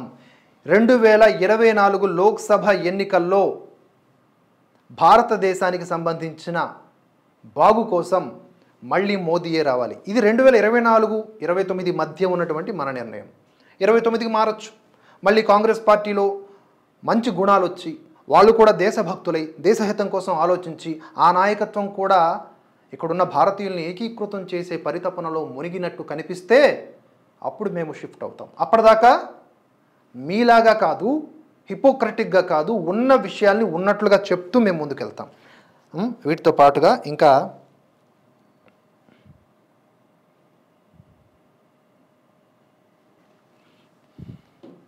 నీ శక్తి తెలుసుకో. ఇది నీకు నీ పాలకులకు మధ్య జరుగుతున్న సమరం. పాలకుడు చాలా పెద్దవాడు అని చెప్పి భయపడకు మిత్రమా. నీ ఓటు కంటే శక్తివంతమైన వాడైతే కాదు, భారత రాజ్యాంగం కంటే శక్తివంతమైన వాడైతే కాదు. ఇదే నిజం. పాలకుడి ప్రస్తుత బలం కంటే రేపటి పాలకుడు ఎవరో డిసైడ్ చేసే నీ బలం 1,000,000 రెట్లు ఎక్కువ. ఇది రియలైజ్ అవ్వు. నియంతృత్వ పోకడలకు చరమగీతం పాడేందుకు ఓ సైనికుడు వై ఓటెత్తు. అదే అత్యంత కీలకమైన ఈ ఎలక్షన్స్ వేళ డాక్టర్ బాబాసాహెబ్ అంబేద్కర్ కిచ్చే ఘనమైన నివాళి. మనం పూలదండలేసే కదలని ఆ విగ్రహాలు కాదు అంబేద్కర్ అని. రాజ్యాంగ రాజ్యాంగానికి ప్రమాదం ముంచుకొచ్చినప్పుడు ఆ రాజ్యాంగాన్ని కాపాడుకోవడానికి ఓట్ల రూపంలో కదిలే మన ఆగ్రహమే అంబేద్కర్. యువత మేలుకో. ఆగ్రహం కాదు కానీ కడుపు మంట. అంబేద్కర్ని ఏ విధంగా వాడుకుంటున్నారో చూసారా? డైరెక్ట్గా మోదీకి ఓటు వేయొద్దు, యువత మేలుకో అని చెబుతూ, తప్పుడు వార్తలని చెబుతూ, ఈ విధంగా ఇది జర్నలిజం అని చెప్పుకుంటున్నటువంటి ఈ దుస్థితి ఆంధ్ర రాష్ట్రానికి కూడా ఉండటం చాలా బాధాకరం. చాలా అంటే చాలా. ఇలా రియాక్ట్ అవుతాను, అవ్వాల్సి వస్తుందని నేను అనుకోలే. ఇప్పటికీ చెప్తున్న ఏ బీజేపీ నాయకులతో ఎవ్వరితో మనకు సంబంధం లే. కేవలం దేశం కోసం దేనికన్నా రెడీ. ఇది ఎవరు నమ్మినా నమ్మకపోయినా ఈ క్షణం దేనికైనా రెడీ, దేశం కోసం మాత్రం. వీళ్ళు అంబేద్కర్ పేరిట ఇప్పుడు ఈ వీడియో క్లిప్ చూశారు కదా, దీంట్లో ఏం చెప్తున్నారు? ఒక బలమైన నేత ఉన్నాడని భయపడకు, వాడికి వ్యతిరేకంగా ఓటు వేయి అని మోదీ గురించి మాట్లాడుతూ ఉన్నారు ఈవిడ. అలాగే అంబేద్కర్ ఏం చెప్పారో మీరు అది చేస్తున్నారా? అంబేద్కర్ ఈ ఆర్య ద్రవిడ వాదం ఏదైతే ఉందో అది అబద్ధం అని చెప్పాడు. మరి దాన్ని విశ్వసించరే? అంబేద్కర్ భుజాలపై నుంచి హిందువుల్ని కాలుస్తారు, బీజేపీ భుజాలపై నుంచి హిందువుల్ని కాలుస్తారు, జర్నలిజం పేరిట హిందువుల్నే కాలుస్తారు. హిందువుల్ని కాల్చడం అంటే భారతదేశాన్ని కాల్చడమే. ఇప్పటికే హిందువుల్లో కొంతమందిని మతం మార్చేసి, హిందువుల్లో ఆడపిల్లల్ని పెళ్లిళ్ళు చేసేసుకొని వేరే మతాల్లో కన్వర్ట్ చేసి వారి విదేశాలకు అమ్మేసి, హిందువులను ఇంకా సెక్యులరిజంలో నిద్రాణంలో పెట్టేసి పబ్బం గడుపుకుంటున్నటువంటి మీ అందరూ, మీ సోకాల్డ్ జర్నలిస్టులు and politicians, very dangerous to this society, very dangerous. ఏమాత్రం క్షమార్హం కావు మీ నేరాలు. ఎస్, మీరు చేస్తున్న నేరాలే. ఇంత పడికట్టు పదాలతో, పద్ధతి గల ప్రాసతో జనాల్ని ఏమారుస్తూ ఉంటే చూసి గుండె తరుక్కుపోతుంది నాకు. దీన్ని మనం పద్ధతిగా స్పందించవచ్చు, ఇది కాదు ఇది అనొచ్చు. ఎన్నాళ్ళు, ఎంతోమంది అలాగే స్పందిస్తూ ఉన్నారు వారి వారి స్టైల్ ఆఫ్ వ్యూలో. అంబేద్కర్ గారి గురించి మాట్లాడుతున్నారు కదా, అదే అంబేద్కర్ గారు రాజ్యాంగం అంటే ఆయన వన్ ఆఫ్ ది చైర్మన్. ఆయన అంబేద్కర్ అంటే రాజ్యాంగం రాసిన వాళ్ళలో ఆయన ఒకరు ప్రధానమైనటువంటి భూమిక పోషించారు. అదే రాజ్యాంగం మొదటి పుటల్లో ఏముంటాయి? మన రామాయణం కనిపిస్తుంది. మన దేశానికి సంబంధించిన సంస్కృతి సంప్రదాయాలు యొక్క చిహ్నాలు కనిపిస్తాయి. అంటే ఈ దేశం ఏంటి? ఈ దేశం దేనికి సంబంధించింది? స్పష్టంగా ఉంది కదా. మతం కోణంలో పాకిస్తాన్ విడిపోతే ఈ భారతదేశం ఏమవుతుంది? హిందూ దేశమే కదా. కానీ దీన్ని సెక్యులర్ దేశంగా మార్చిన నీచ నికృష్టపు పార్టీ ఏది? Congress party. It's not just a scamgress party, it is a anti Hindu party, anti national party. చైనాతో ఎంఓయూలు ఒప్పందం చేసుకొని భారతదేశాన్ని గుల్ల చేసేసింది. నాసిరకమైన చైనా సరుకులన్నీ దేశంలో ఇప్పటికీ తిరుగుతూ ఉన్నాయి. మోదీ వచ్చి దాన్ని కంట్రోల్ చేశారు. మీరు ఎక్కడికి వెళ్ళి అడగండి. చైనా బజార్ కాస్త ఇప్పుడు ఇండియా బజార్గా మారింది. ఒకప్పుడు ఆ చెత్త సరుకంతా, ముష్టి ప్లాస్టిక్ అంతా కూడా మన ఇండియా మీద ఉండేది. ఎంఓయూలు చేసుకోవటం, వాళ్ళు ఆక్యుపై చేసుకుంటున్న మూసుకొని కూర్చోవటం, ప్రధానమంత్రి మన్మోహన్ సింగ్ని ఇట్లనే నడిపించడం, ఇంతే. అప్పట్లో 10 ఏళ్ళు భారత ప్రధానిని ఒక రోబోలాగా, ఒక మూగ మనిషిలాగా చేసేసినటువంటి మంచి ఆర్థికవేత్త ఆయన. పివి నరసింహారావు గారిని మోసం చేసినటువంటి పార్టీ. ఎంతోమంది మహానుభావులు ఎదగకుండా పోయారు ఈ పార్టీ వల్లే. విశేషమైన సేవలు చేసుండేవాళ్ళు, వాళ్ళకి ఫ్రీడమ్ ఉండుంటే ఈ భారతదేశాన్ని బలోపేతం చేసేవాళ్ళు. ఇవ్వలే. మరి అటువంటి పార్టీ గెలవాలా? ప్రజలారా ఇప్పుడు డిసైడ్ అవ్వండి. ఇలాంటి ఫేక్ ప్రోపగండా వార్తలు చేసే వాళ్ళ పట్ల ధైర్యంగా మీరు ప్రతిఘటించండి, మాట్లాడండి. మాట్లాడే ముందు ఒకటి తీసేసేయండి, మతం అనేది తీసేసేయండి. జస్ట్ పై లెవెల్లో మాట్లాడుకోండి. ఒకప్పుడు రోడ్లు, జాతీయ రహదారులు, ఇప్పుడు జాతీయ రహదారులు. ఒకప్పుడు మౌలిక సదుపాయాలు, ఒకప్పుడు మనం కొనే శక్తి, ఇప్పుడు కొనే శక్తి. ద్రవ్యోల్బణం పక్కన పెట్టి ఈ నెంబర్లు ఈ ట్రాప్లో పడకండి. ఒకప్పుడు 10 రూపాయలు బస్సు టికెట్కి వెళ్ళాలి అంటే 10 ఏళ్ల క్రితం చాలా కష్టంగా ఉండేది. ఇప్పుడు 30 రూపాయలైనా వెళ్ళిపోగలుగుతున్నాం. సామర్థ్యం పెరిగింది, ఉపాధి అవకాశాలు పెరిగాయి, స్థిరాస్తి రంగంలో కూడా అభివృద్ధి ఉంది, టెక్నికల్గా కూడా బాగానే డెవలప్ అవుతున్నాం. ఒకప్పుడు 2 GB డేటాకి మనం ఎంత పెట్టుకోవాలి? 100 GB కొనాలంటే ఆస్తులు అమ్ముకోవాలి. ఇప్పుడు దానివల్లనే ఇక్కడ డిజిటల్ విప్లవం వచ్చింది, దానివల్లే కదా వాస్తవాలు తెలుస్తున్నాయి. ఈరోజు మేమందరం కూడా మాట్లాడుతున్నట్టే డిజిటల్ విప్లవమే కారణం కదా. ఎవరి వల్ల సాధ్యమైంది? యూపీఐ పేమెంట్స్ గురించి పార్లమెంట్లో చర్చ జరుగుతూ ఉంటే చిదంబరం సోకాల్డ్ ఆర్థిక మంత్రి ఆయన నిలబడి what a funny man this Modi, ఎవరైనా ఆ ₹2.30 అయ్యే ఒక ప్రోడక్టు ఒక కూరగాయల షాప్లో కొంటే ₹2.30 కొడతారా? How it is possible? Is there any internet? Is there any లొట్ట పీస్ అని చెప్పి మాట్లాడాడు. ఏమైంది? ఈరోజు ప్రతి చోట కూడా యూపీఐ అనేది విప్లవాత్మకంగా ఉంది. భారతదేశాన్ని ఊహించుకోవడం అంటే ఒక అభివృద్ధి దిశగా ఊహించడానికే భయపడినటువంటి వీళ్ళు దేశాన్ని కాపాడతారా? ఈరోజు వీళ్ళు ఇచ్చినటువంటి హామీలు చూడండి, హామీలు మీరు చూస్తే మీకు అర్థమవుతుంది. ఇదే ఇష్యూ మీద మీరు మాట్లాడాలనుకుంటే దయచేసి నాకు ఫోన్ చేయొచ్చు. ఇప్పుడు నేను కాసేపు మాట్లాడతాను, మీతో మాట్లాడతా. నేను మాట్లాడిన దాంట్లో తప్పు ఉందని మీకు అనిపిస్తే ఇమ్మీడియట్గా నాతో మీరు వాగ్వాదం చేయొచ్చు. బట్ మీరు కేవలం సహేతుకమైన భాషలో అనుకూలంగానైనా వ్యతిరేకంగానైనా మాట్లాడవచ్చు, స్వాగతం. కానీ ఆ భాషలో దూషణ తిట్లు ఉండకూడదు.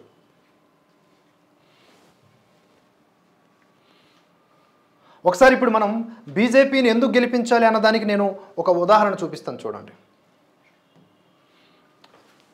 మన తెలుగు రాష్ట్రాల పత్రికలు వాటి మీడియాలో ఉన్నటువంటి వార్తలే మళ్ళీ ఇంగ్లీష్ అంటే ఏదో తర్జుమా చేసేసారు, మార్చేశారు అనుకుంటారు. చూడండి, ఇప్పుడు దేశం కోసం ఆలోచించే వారి యొక్క లక్షణం, నాయకుడి లక్షణం ఎలా ఉంటుందంటే ప్రజల్ని బద్ధకిష్టులు చేయకూడదు, ప్రజల్ని ఆలోచింపజేసేలా చేయాలా, శ్రమించేలాగా చేయాలా, అటువంటి పథకాల్ని ముందుకు తీసుకురావాలా. భారతదేశంలో పేదవాళ్ళు ఇప్పటికీ ఉన్నారు, వారికి చాలా ముఖ్యమైనది రేషన్. కాబట్టి అక్కడ అందరికీ ఉచితం అనేది ఉంటుంది. మిగతా ఏరియాస్లో నువ్వు కష్టపడు సంపాదించుకునేలాగా ఉండాలి, అలా ఉండాలి మేనిఫెస్టో. 70 ఏళ్ళు పైబడిన వృద్ధులకు ఆయుష్మాన్ భారత్లో భాగంగా 5 లక్షల రూపాయల వరకు ఉచిత వైద్యం, ఇది మేనిఫెస్టోలో ముఖ్యమైనది. కాంగ్రెస్ పార్టీ ఏం చేస్తుంది తెలుసా? మోదీ 70 ఏళ్ళు అన్నారు కదా, 40 ఏళ్ళకే ఉచిత వైద్యం అంటాడు. ఇచ్చేదిలే పోయేదిలే, భారతదేశం ఏమన్నా అయిపోని. కొన్ని దేశాలు ఇలాగే డబ్బులు ప్రింట్లు చేసి అడక్క తింటున్నాయి. కిలో 2 కిలోల లెక్క కరెన్సీ, ఒక డాలర్కి 3 కిలోలు 4 కిలోలు వాళ్ళ నోట్లు కరెన్సీని అమ్ముకుంటున్నాయి. ఆ దేశం పేరు వియత్నాం అనుకుంటా. అలాగే 3 కోట్ల ఇళ్ల నిర్మాణం, 3 కోట్ల ఇళ్ల నిర్మాణం, మరో 5 ఏళ్ళు ఉచిత రేషన్. ఈ ఉచిత రేషన్ పథకం ఇంప్లిమెంట్ అవ్వటం వల్లే మొన్న మనకెప్పుడు కూడా అగైనిస్ట్గా వచ్చేటటువంటి సోకాల్డ్ సర్వే రిపోర్ట్స్ మొన్న భారతదేశంలో పేదరికం గణనీయంగా తగ్గింది అని చెప్పడానికి కారణం ఇటువంటి పథకాలే. అంతకుముందు భారతదేశం అనాగరిక దేశం, ఇక్కడ అందరూ ఏడుపు పెడబుబ్బులతోనే ఉంటారు. అంతెందుకు మళ్ళీ నెహ్రూ గురించి వెళ్దాం. నెహ్రూ విదేశీయులు ఎవరైనా వస్తే నెహ్రూ ఇక్కడ పాములు ఆడించుకునే వాళ్ళని చూపించేవాడు, ఇదే మా దేశం అని. ఇప్పుడు మోదీ ఏం చూపిస్తున్నారు? గంగా నది చూపిస్తున్నారు, ప్రక్షాళన అయినటువంటి గంగా నది చూపిస్తున్నారు, అయోధ్య రామ మందిరం, భగవద్గీత, ఇక్కడ కట్టినటువంటి రోడ్లు, మౌలిక ఈ 10 ఏళ్ల కాలంలో చేసినటువంటి నిర్మాణాలు, మన ఉక్కు మనిషి విగ్రహం, ఇంకా ఎన్నో చూపిస్తూ ఉన్నారు. మన సంస్కృతి, మెయిన్లీ మన సంస్కృతిని ఆయన చూపించేవాళ్ళు. పైప్ లైన్ ద్వారా ఇంటింటికి వంట గ్యాస్, ఇది చాలా ముఖ్యమైనది. ముద్ర రుణాల పరిమితి 20 లక్షల రూపాయలకు పెంపు, ఇంకా ముఖ్యమైనది. తద్వారా మనలాంటి వాళ్ళమందరం కూడా ఏదన్నా ఒక బిజినెస్ థాట్ వస్తే ప్రాపర్గా డాక్యుమెంట్స్ సబ్మిట్ చేస్తే ఆ వచ్చే తక్కువ వడ్డీగా ఉంటుంది. ఆ వచ్చేటటువంటి డబ్బులతో చక్కగా మనతో పాటు నలుగురిని డెవలప్ అవ్వచ్చు. స్టార్టింగ్లో ఒక ప్రొపరేటర్షిప్తో స్టార్ట్ అయ్యి ప్రైవేట్ లిమిటెడ్ పెద్ద స్థాయికి వెళ్ళొచ్చు. వందల వేల మందిని, ఎంతోమంది పచ్చళ్ళు అమ్ముకొని మనం మాట్లాడతారు కదా, పచ్చళ్ళు పాలు అమ్ముకునే కదా ఈరోజు బిలియనీర్లు అయ్యారు. మనం కూడా అలా అవ్వాలి అంటే ఆ ప్రోత్సాహం ఉండాలి. అంతేగాని నిరుద్యోగ భృతి, నీ నెత్తి మీద సుత్తి, ఇలాంటి పథకాలు ఉండకూడదన్నమాట. నిరుద్యోగ భృతి ఎవరికి కావాలి? ఉద్యోగం కావాలా, లేకపోతే ఉపాధి అవకాశాలను పెంచేలాగా మమ్మల్ని తయారు చేయాలా? మమ్మల్ని ఇంకా సోమరిపోతుల్ని చేస్తామంటే, ఏపీలో వాలంటీర్స్ ఉన్నారు 2 లక్షల మంది అనుకోండి ఉదాహరణకి. ఆ 2 లక్షల మంది వాళ్ళ యొక్క యూత్ టైం అంతా కూడా 5,000 రూపాయల జీతంగా పోయినట్టే. పైగా మళ్ళీ షరతులు, వేరే ప్రైవేట్ పనులు ఏమీ చేసుకోకూడదని. ఆ 5,000 కాస్త 10,000 చేస్తారు మహా అయితే కొత్త ప్రభుత్వం వస్తే. ఇదా యూత్ని డెవలప్ చేసే విధానం? యూత్లో స్కిల్ డెవలప్మెంట్ ఉండాలా, మేనేజ్మెంట్ స్కిల్స్ డెవలప్ అవ్వాలా, పర్సనాలిటీ స్కిల్స్ డెవలప్ అవ్వాలా, దేశానికి వాళ్ళు ఏ విధంగా సహాయపడగలరు వారి వారి పనుల్లో వారికి ఉన్నటువంటి టాలెంట్లో అది గుర్తించి ముందుకు తీసుకువెళ్ళాలి. ఈ మధ్య మోదీ ఆన్లైన్ అంటే గేమింగ్ ఉంటారు కదా, గేమింగ్ సంబంధించిన డిపార్ట్మెంట్ యూత్తో కూడా కూర్చొని మాట్లాడారు. ఆయన దార్శనికత చూడండి. ఆయన ఏజ్ పెద్దదే అయినా ఆలోచనలు ఇంకా యూత్గా ఉన్నాయి అనడానికి ఇవి కావా ఉదాహరణలు? మోదీ ఫోటోల కోసం ఫోజులు ఇస్తాడు, మరి నువ్వు అదే ఫోటోల కోసం నువ్వు కూడా ఫోజులు ఇవ్వు. కింద ఒక కెమెరా మీద ఒక కెమెరా పెట్టుకొని లారీల్లో తిరిగినప్పుడు మాకు అనుమానాలు వచ్చినాయి. అప్పుడే రాహుల్ గాంధీ ఎక్కడికైనా వెళ్ళినప్పుడు కెమెరాలు చుప్చాపు పెట్టుకుని పోతున్నారా? రాహుల్ గాంధీ కూడా కెమెరాలు మోసుకుపోతున్నాడు. ఇంకా చెప్పాలంటే హై డెఫినేషన్ దాన్ని ఏమంటారు, క్వాలిటీ కెమెరాస్. సరే అవి పక్కన పెడితే ఇంకా చూడండి, ట్రాన్స్జెండర్లకు సైతం ఆయుష్మాన్ భారత్, దివ్యాంగుల ప్రత్యేక అవసరాలకు అనుగుణంగా ఇళ్ల నిర్మాణం. ఎవరు ఆలోచిస్తారండి? వాళ్ళ ఓటు బ్యాంక్ ఏమైనా ఉంటుందా ఎక్కువ? దివ్యాంగులు ఎక్కువ మంది ఉండరే, కానీ వాళ్ళ కోసం కూడా ఆలోచించింది బీజేపీ పార్టీ. మోదీ ఆలోచించారు బీజేపీ పార్టీ కంటే కూడా. ట్రాన్స్జెండర్లు సైతం ఆయుష్మాన్ భారత్, వాళ్ళని అసలు మనుషులుగానే చూసేవాళ్ళు కాదు, వాళ్ళ సంఖ్య చిన్నది, వాళ్ళకేంటి అని చెప్పేసి వాళ్ళు కూడా ఈరోజు చక్కగా కొన్ని రంగాల్లో రాణిస్తూ ఉన్నారు. వాళ్ళని కూడా మనుషులుగా గుర్తిస్తూ ఉన్నారు. వృద్ధుల కోసం ఆయుష్ శిబిరాలు ఏర్పాటు. ఈ ఆయుష్ శిబిరాలు కొన్ని రాష్ట్రాల్లో అంటే ప్రాంతీయ పార్టీల అధికారంలో ఉండి ఈ కేంద్ర ప్రభుత్వం తీసుకొచ్చినటువంటి ఈ విధానాల్ని ఇంప్లిమెంట్ చేయరే. ఎక్కడ మోదీకి పేరు వచ్చేస్తుందని అంత దగులుబాజీ పనులు ఉన్నాయి, అంత వ్యవహారాలు నడుస్తూ ఉన్నాయి. ప్రజలు దీన్ని గమనించరు. గమనించకుండా చేసేది ఎవరు? ఇదిగో ఇలాగే తమకున్న ఎడిటింగ్ స్కిల్స్తో, ప్రాస పడికట్టు పదాలతో, వాళ్ళు చదువుకున్న ఎర్ర పుస్తకాలతో జనాల్ని ఎర్రోల్ని చేయాలనుకుంటున్నారు. వృద్ధుల కోసం ఆయుష్ శిబిరాల నిర్వహణ, పుణ్యక్షేత్రాల పర్యటన కోసం రాష్ట్ర ప్రభుత్వాల సాయంతో వృద్ధులకు చేయూత, 3 కోట్ల మంది మహిళల్ని లక్షాధికారులుగా మార్చే ప్రణాళిక. 3 కోట్ల మంది మహిళల్ని లక్షాధికారులుగా మార్చే ప్రణాళిక అనే వార్త ఎలా ఉంది? ప్రతి మహిళ అకౌంట్లో ₹1,00,000 వేసేస్తాం, తద్వారా ఇమీడియట్గా నేను పేదరికం నుంచి భారతదేశాన్ని తీసేస్తానని చెప్పడం ఎలా ఉంది? రాహుల్ గాంధీ అదే చెప్పారు. నక్కకి నాగలోకంకు ఉన్నంత తేడా లేదు. లక్షాధికారులుగా తీర్చిదిద్దుతాం అంటే నైపుణ్యాభివృద్ధి ద్వారానో ఇంకా మార్గాల ద్వారానో చేస్తారు. ఒక్కసారి మనం కూడా ఆలోచించాలి. మనం రేపొద్దున పిఎం, మనం రేపొద్దున సీఎం అనుకోండి కాసేపు. మనం సీఎం పిఎంలలో ఉంటే మన చుట్టూతో ఉన్నటువంటి వ్యవహారాల్ని ఏ విధంగా ముందుకు తీసుకువెళ్ళగలం? అలా ఆలోచించి చూస్తే రాహుల్ గాంధీ ఆడుతున్నది డ్రామా, దొంగ నాటకాలు, ఈ దేశాన్ని గుల్ల చేసే హామీలు. మోదీ చేస్తున్నవి సంస్కరణలు, ఈ దేశాన్ని బలోపేతం చేసేటటువంటి హామీలు. ఇందులో ఏమీ డౌట్ లేదు. అలాగే పిఎం సూర్యఘర్ ముఫ్తీ బిజిలీ యోజన ద్వారా ఉచిత విద్యుత్తు. పిఎం సూర్యఘర్ అంటే మీకు తెలుసు, ఈ వాటిని ఏమంటారు, ప్రతి ఇంటికి ఎవరికి వాళ్ళకి ఈ టక్కన గుర్తు రావట్లే,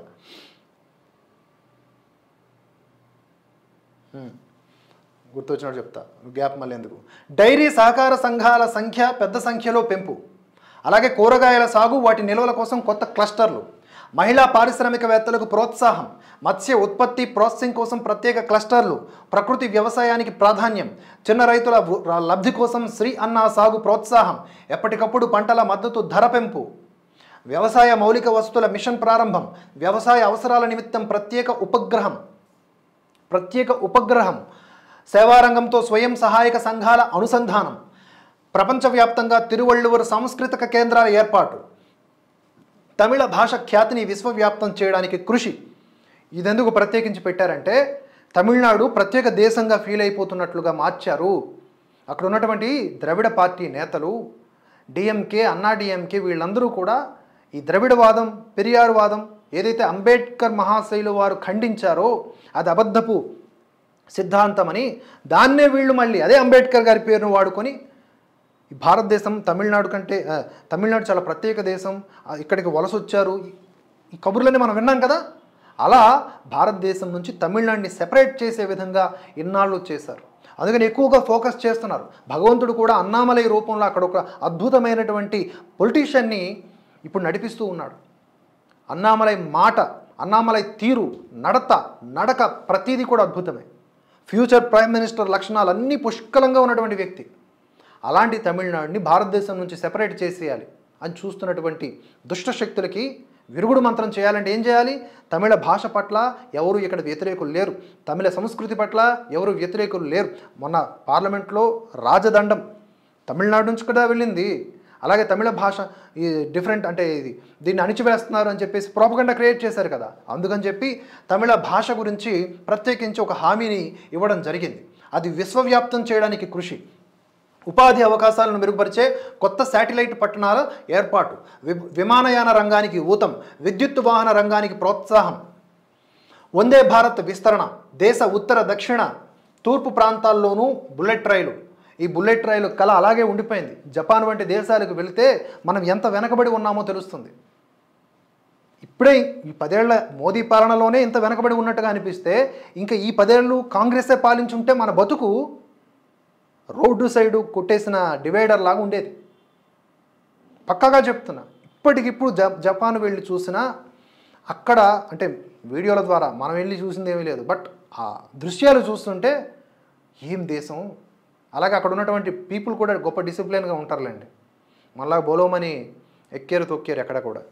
సరే, ఏదేమైనప్పటికీ జపాన్లో ఉన్నటువంటి బుల్లెట్ ట్రైన్స్ అభివృద్ధి, ఇతర దేశాలు చాలా వరకు ఉన్నటువంటి అభివృద్ధి మన దేశంలో ఇంకా లేదు. బుల్లెట్ రైలు ఒక పెద్ద కలగానే మిగిలిపోయింది. ఇప్పుడు 2025కి ఒక బుల్లెట్ రైలు రాబోతున్నది. వాటి సంఖ్య కూడా పెంచుతారు. ఇతర రాష్ట్రాలకు కూడా అన్ని అంటే దేశం నలువైపులా బుల్లెట్ రైళ్ల విస్తరణ కార్యక్రమం ఉండబోతుంది. మోదీ చెప్పారంటే చేస్తారు. అలాగే ఇంకొకటి కూడా ఉంది. మోదీ 15 లక్షల రూపాయలు ప్రతి ఒక్క భారతీయుడి ఖాతాలో నల్లధనం తీసుకొచ్చి వేసేస్తాము అని హామీ ఇచ్చారట. ఎక్కడైనా ఇచ్చారా?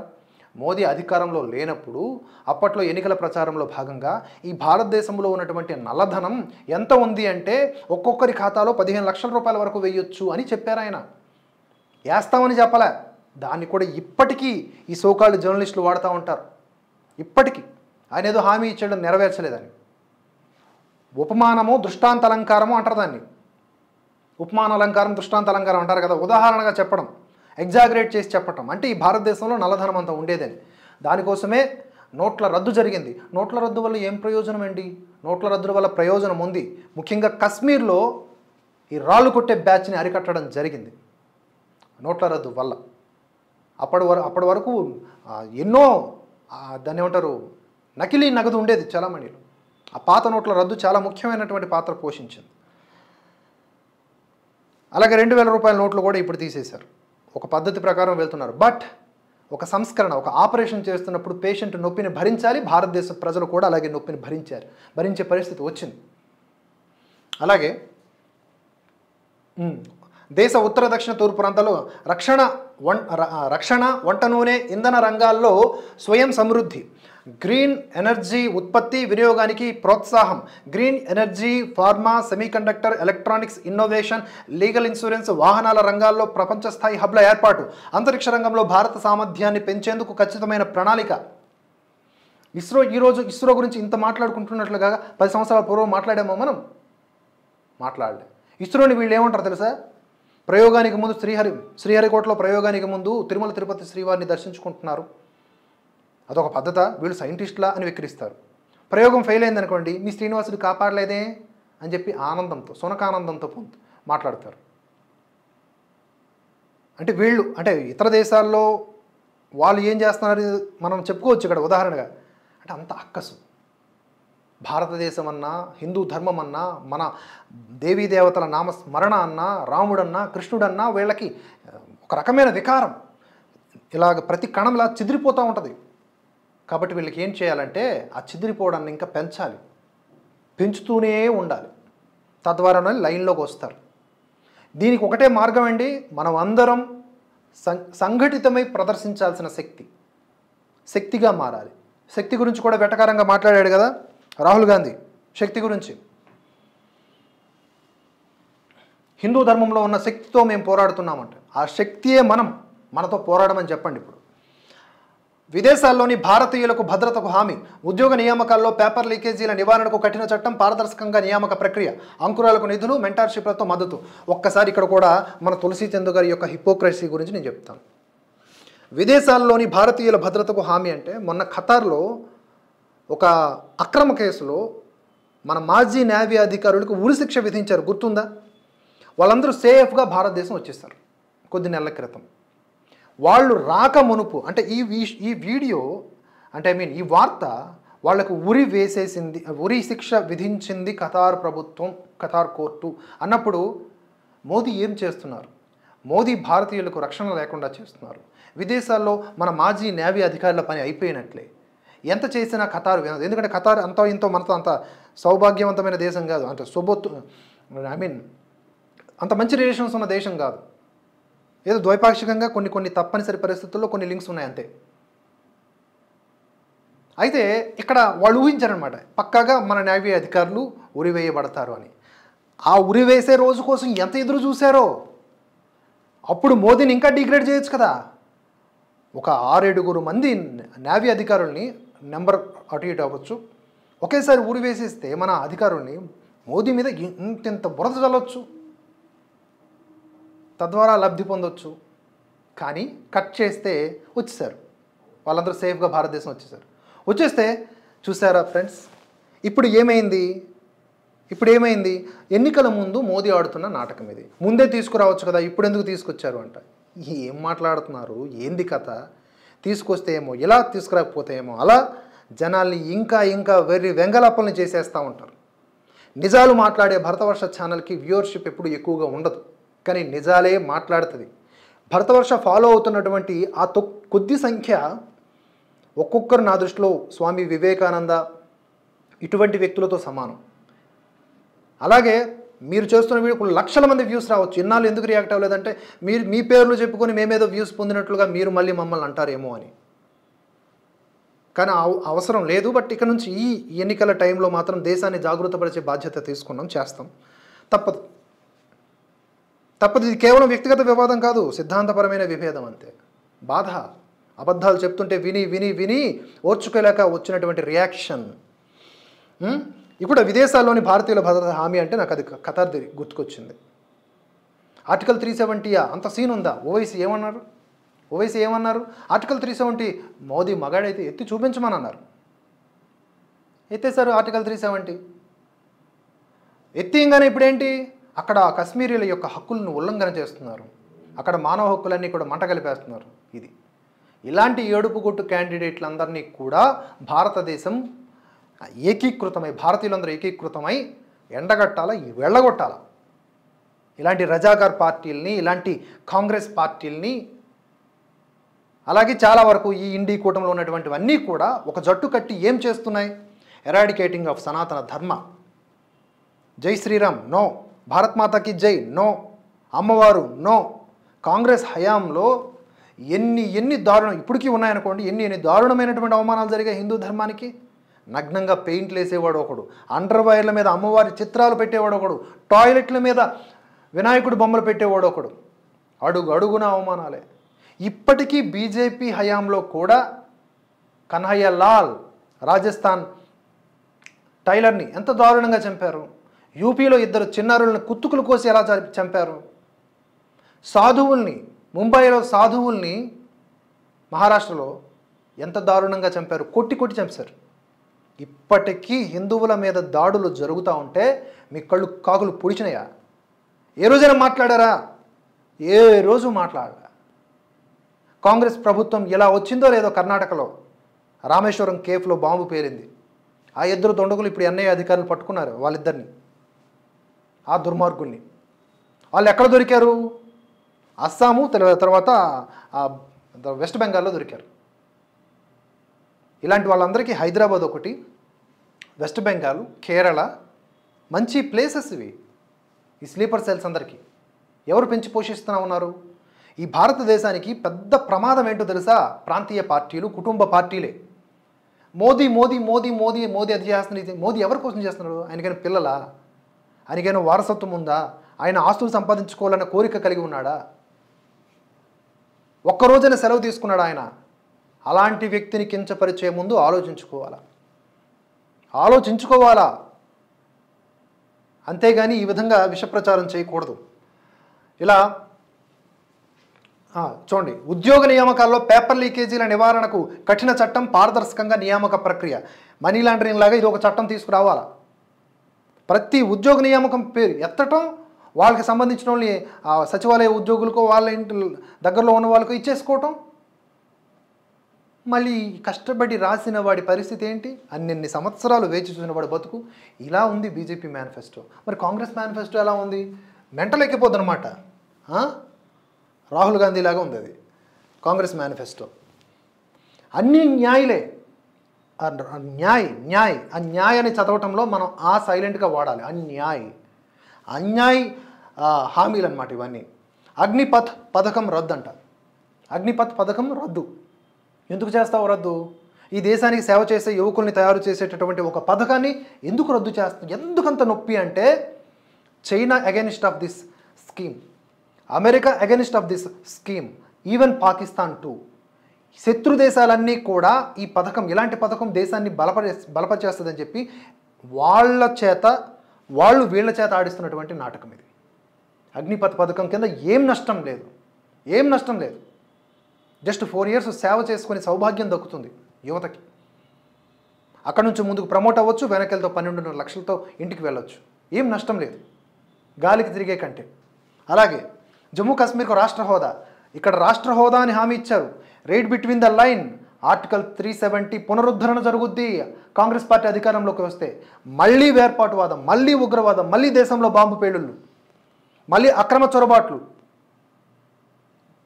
ఆలోచించుకోండి. యువత మేలుకో అని వాళ్ళు చెప్తున్నారు కదా, నేను అదే యువతకు చెప్తూ ఉన్నా. మీరు మేలుకోవాల్సింది ఇక్కడే. రానున్న 2024 లోక్సభ ఎన్నికల్లో యువత ఎక్కువగా ఉన్నారు. కొంచెం ఫోకస్డ్గా ఆలోచించండి. ఈ భారతదేశాన్ని బలోపేతం చేస్తున్నది ఎవరు? మొట్టమొదటిసారి ఓటు వస్తున్నటువంటి వాళ్ళందరూ కూడా ఇలా కేవలం 1-2 వీడియోలు చూసి కాదు, ఇలా ఒకరిద్దరిని ఫాలో అవుతూ కాదు, 10 మందిని ఫాలో అవ్వండి, విచారణ చేయండి, స్వీయ విచారణ విశ్లేషణ ద్వారా ఒక నిర్ణయానికి రండి. అలాగే రైట్ టు అప్రెంటిస్ చట్టం, తర్వాత మహాలక్ష్మి పథకం కింద మహిళలకు ఏటా ₹1,00,000 అకౌంట్లో కొడేస్తారు. తర్వాత ప్రభుత్వ ఉద్యోగాల పరీక్ష ఫీజుల రద్దు. ఇది కూడా మహా అయితే ఎంత ఉంటాయి ఫీజులు? ఒక ఉద్యోగ పరీక్షకి ఎంత ఉంటాయి ఫీజులు? ₹200 నుంచి అందులో మళ్ళీ కోటాలు కూడా ఉంటాయి. అది రద్దు చేసినంత మాత్రాన ఏంటి? ఉద్యోగాలు ఇవ్వడంలో లేని శ్రద్ధ ఉద్యోగ ఫీజులు రద్దు, పరీక్ష ఫీజులు రద్దు చేయడంలోనా? దానివల్ల ఎవరికి నష్టం? ఇప్పుడు పరీక్ష నియమించాలి అంటే ప్రభుత్వం కొంత డబ్బులు పెట్టాలంటే ఒకేసారి 1000 కోట్లు ఎంతో రిలీజ్ చేయాలనుకుందాం, ఉదాహరణ చెప్తున్నా. దాని బదులు ఒక్కొక్క నుంచి ₹100, ₹200 పరీక్ష ఫీజు పేరుతో తీసుకుంటే నష్టం ఏంటి? ప్రభుత్వానికి భారం తగ్గుద్ది కదా. మనమేనా 100-200తో మనం మేడలు కడతామా? లేదు కదా. కొన్ని బాధ్యతల్ని తీసుకోవాలి. ఫ్రీ ఇది రాయరా ఏదో ఫ్రీయే కదా అని అనడం వేరు, ఒక 500 కట్టి ఈ ఉద్యోగానికి పరీక్ష ప్రిపేర్ అవ్వడం వేరు. 500 కట్టాము అనే బాధ్యత ఉంటుంది. అలాంటివి అన్నీ రద్దే, అన్నీ ఫ్రీ. తర్వాత మార్చి 15 నాటికి ఉన్న విద్యా రుణాలు రద్దు. ఆ సొమ్మును ప్రభుత్వమే బ్యాంకులకు చెల్లిస్తుంది. ఏడు నుంచి చెల్లిస్తుంది? భారతదేశానికి కూడా అప్పు ఉంది. ఇప్పటికే కొన్ని రాష్ట్రాలు చేసినటువంటి దిక్కుమాలిన విధానాలతో అప్పుల ఊబిలో కూరుకుపోయినటువంటి రాష్ట్రాల పరిస్థితి వల్ల దేశం చాలా కష్టాల్లో ఉంది. మళ్ళీ రుణాల మాఫీ అంట. ఒకసారి మాఫీ చేయడం అలవాటు చేస్తే మళ్ళీ రుణం తీసుకున్నాడు కట్టడు, మళ్ళీ ఏదో ఒకడు వస్తాడు, మళ్ళీ వాడు అదే మాఫీ ఇస్తాడు. అంతదాకా మనం ఎందుకు కట్టడానికి వడ్డీ కట్టుకుంటూ ఉంటాడు తప్ప ఒరిజినల్ కట్టడాడు. కట్టే బాధ్యతని నేర్పించాలి పాలకుడు. మైనారిటీలకు వస్త్రధారణ, ఆహారము, భాషణలు పర్సనల్ లా ప్రకారం ఎంచుకునే హక్కు ఇస్తాం అంటే యూనిఫామ్ సివిల్ కోడ్ని ఇంప్లిమెంట్ చేయమని చెప్తున్నారు కాంగ్రెస్ వాళ్ళు. ఇక్కడ కూడా మైనారిటీలకు వస్త్రధారణ, ఆహారము, భాషలను పర్సనల్ లా ప్రకారం ఎంచుకునే వారికి ఒక ప్రత్యేక చట్టం ఇస్తారంట. మరెందుకు ఇంకా భారతదేశంలో కేవలం హిందువులను అనగదొక్కడానికి ఈ చట్టాలా? వారి సెపరేట్ చట్టాలు, వారి మీద యాక్షన్ తీసుకోవడానికి లేదు. ఈ పోలీసులు పనికిరారు, ఈ న్యాయస్థానాలు పనికిరావు, వాళ్ళకి పర్సనల్ లా.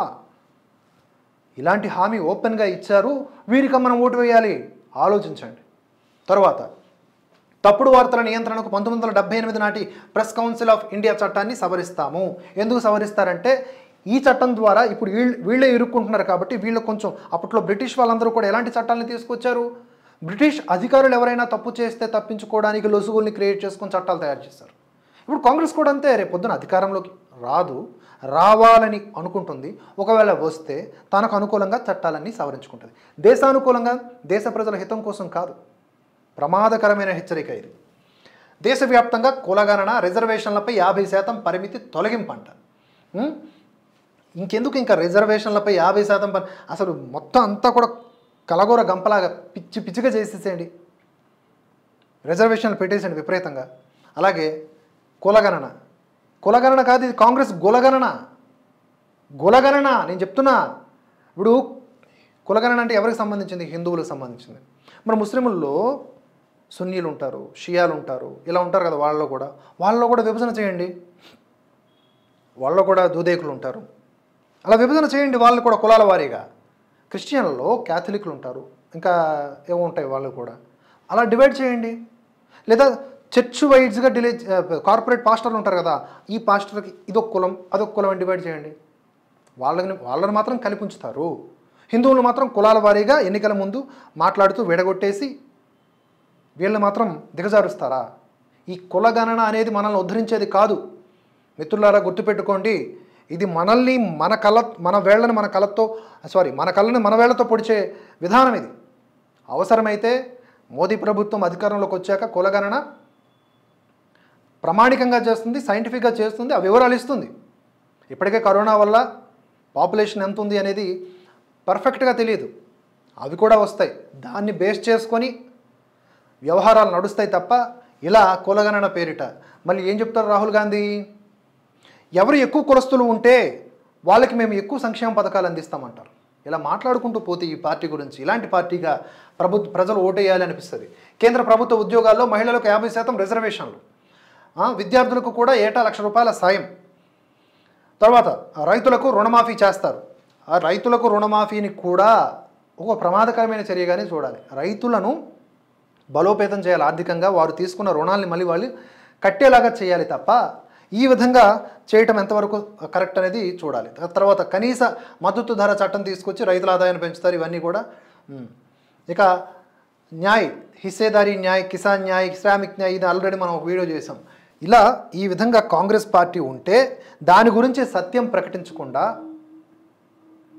మోదీని ఓడించండి అని చెప్తారు. ఇంకా ఉన్నాయి వీడియోలు కొన్ని.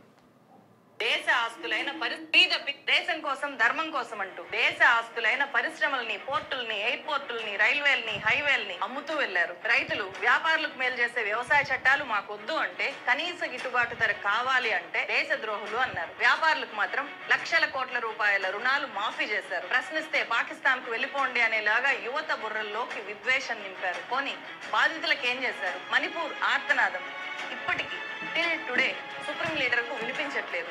రాజధాని నడుబొడ్డున రెడ్ పీపుల్ ఆఫ్ ఇండియాను మొదలవుతుంది మన రాజ్యాంగం. భారత ప్రజలమైన మేము మొదలవుతుంది మన రాజ్యాంగం. భారత ప్రజలమైన మేము భారతదేశాన్ని సర్వసత్తాక సామ్యవాద లౌకిక ప్రజాస్వామ్య గణతంత్ర రాజ్యంగా నిర్మించుకోవడానికి పౌరులందరికీ సాంఘిక, ఆర్థిక, రాజకీయ అంశాల్లో న్యాయం, ఆలోచన, భావ ప్రకటన, విశ్వాసం, ధర్మం, ఆరాధనల్లో స్వాతంత్రం, అంతస్తుల్లో అవకాశాల్లో సమానత్వం, ప్రజలందరికీ వ్యక్తిత్వ గౌరవం, రాజ్యాంగ సమైక్యత ఇవన్నీ రక్షిస్తూ సౌభ్రాతృ కదా. అదే రాజ్యాంగాన్ని ఉటంకిస్తూ ఆవిడ చేసినటువంటి ఒక చిన్న వీడియో, దీని గురించి చెప్పి ముక్తాయింపించేస్తా. ఇకపైన మనం ఏం చేస్తామంటే భరతవర్షలో తులసి చందు గారనే కాదు, ఎవరైనా సరే ఒక పార్టీ స్టాండ్ తీసుకొని కనుక మాట్లాడితే, ఇప్పటివరకు భరతవర్ష ఒక పార్టీకి ఎప్పుడు స్టాండ్ తీసుకోలేదు, ఇది ఫస్ట్ టైం. స్టాండ్ తీసుకొని జర్నలిజం అని చెప్పేసి మాట్లాడితే ఒక పెయిడ్ జర్నలిస్ట్ లాగా దాన్ని పట్టుకొని మేము అవతలి పార్టీ యొక్క స్టాండ్ తీసుకొని మాట్లాడుతాం. ఇకపైన ప్రతి వీడియోకి విరుగుడు మంత్రం భరతవర్ష ఇస్తుంది, ఇది ఫిక్స్ అయిపోవాలి. అలాగే ఇప్పుడు ఇవి చెప్తున్నటువంటి రాజ్యాంగం గురించి మనం మాట్లాడుతూ సర్వమత సమానత్వం, సౌభ్రాతృత్వం, స్వేచ్ఛ, మానవ హక్కులు, సంస్కృతి అన్నారు కదా, అందులో కొన్ని పదాలు. సంస్కృతి, భారతదేశ సంస్కృతిని కించపరిచేలాగా ఎన్ని వీడియోలు చేయలేదు ఈవిడ. మన బొట్టు, కట్టు, వస్త్రధారణ అన్ని విషయాల్లోనూ కూడా హేళనే. మరి సంస్కృతిని ఎక్కడ వాల్యూ ఇచ్చినట్లు? అదే రాజ్యాంగం చెప్పింది కదా. మతం సమానత్వం అంటారే, మైనారిటీలకు ఒక లెక్క, మెజారిటీలకు ఒక లెక్కన. వాళ్ళకి ప్రత్యేక చట్టం తీసుకొస్తామంటున్న కాంగ్రెస్ పార్టీని మరి ఎలా వెనక్కి వేసుకొస్తారు? మైనారిటీ డిక్లరేషన్ ఏంటి? మైనారిటీలకు ప్రత్యేకంగా ఒక పథకాలు ఏంటి? భారతీయుల్ని కలిపి చూడలేనటువంటి వీళ్ళ రాజ్యాంగం గురించి మాట్లాడేది. యూపీలో 2 చిన్నారుల కుత్తుకులు కోసినటువంటి వారి గురించి ఏం మాట్లాడారు ఈమె? కన్నయ్యలాల్ గురించి ఏం మాట్లాడారు ఈమె? ఎక్కడుంది మరి మత స్వేచ్ఛ భారతదేశంలో? ఇలా మాట్లాడుకుంటూ పోతే బోధుడు. సో ఈసారి point to point based on the subject మనం మాట్లాడదాం. ఇది నేను ఇవాల్టి లైవ్ కార్యక్రమంలో చెప్పాలనుకుంటున్న అంశం. ఎవరైనా కాల్ చేస్తే ఇప్పుడు నేను మాట్లాడతాను, ఎవరైనా కాల్ చేసి మాట్లాడవచ్చు ఇదే అంశం మీద. మన నెంబర్ వచ్చేసి 9030271989. This is the number. And నేను ఇప్పుడు వరకు చేసిన ఈ వ్యాఖ్యలు ఇవన్నీ కూడా ఆవేదనతో, చాలా బాధతో చేశా. ఎవరు నమ్మినా నమ్మకపోయినా నిన్న నైట్ నుంచి కూడా నేను దీని గురించి ఆలోచిస్తూ, ఏం ప్రిపరేషన్ లేదు, జస్ట్ జనరల్ పెద్దగా ఈక్వేషన్స్ లెక్కలు ఏమి, నాకున్న మామూలు అభిప్రాయాలతో చేసినటువంటి ఒపీనియన్స్తో చేసినటువంటి వీడియో అంతే.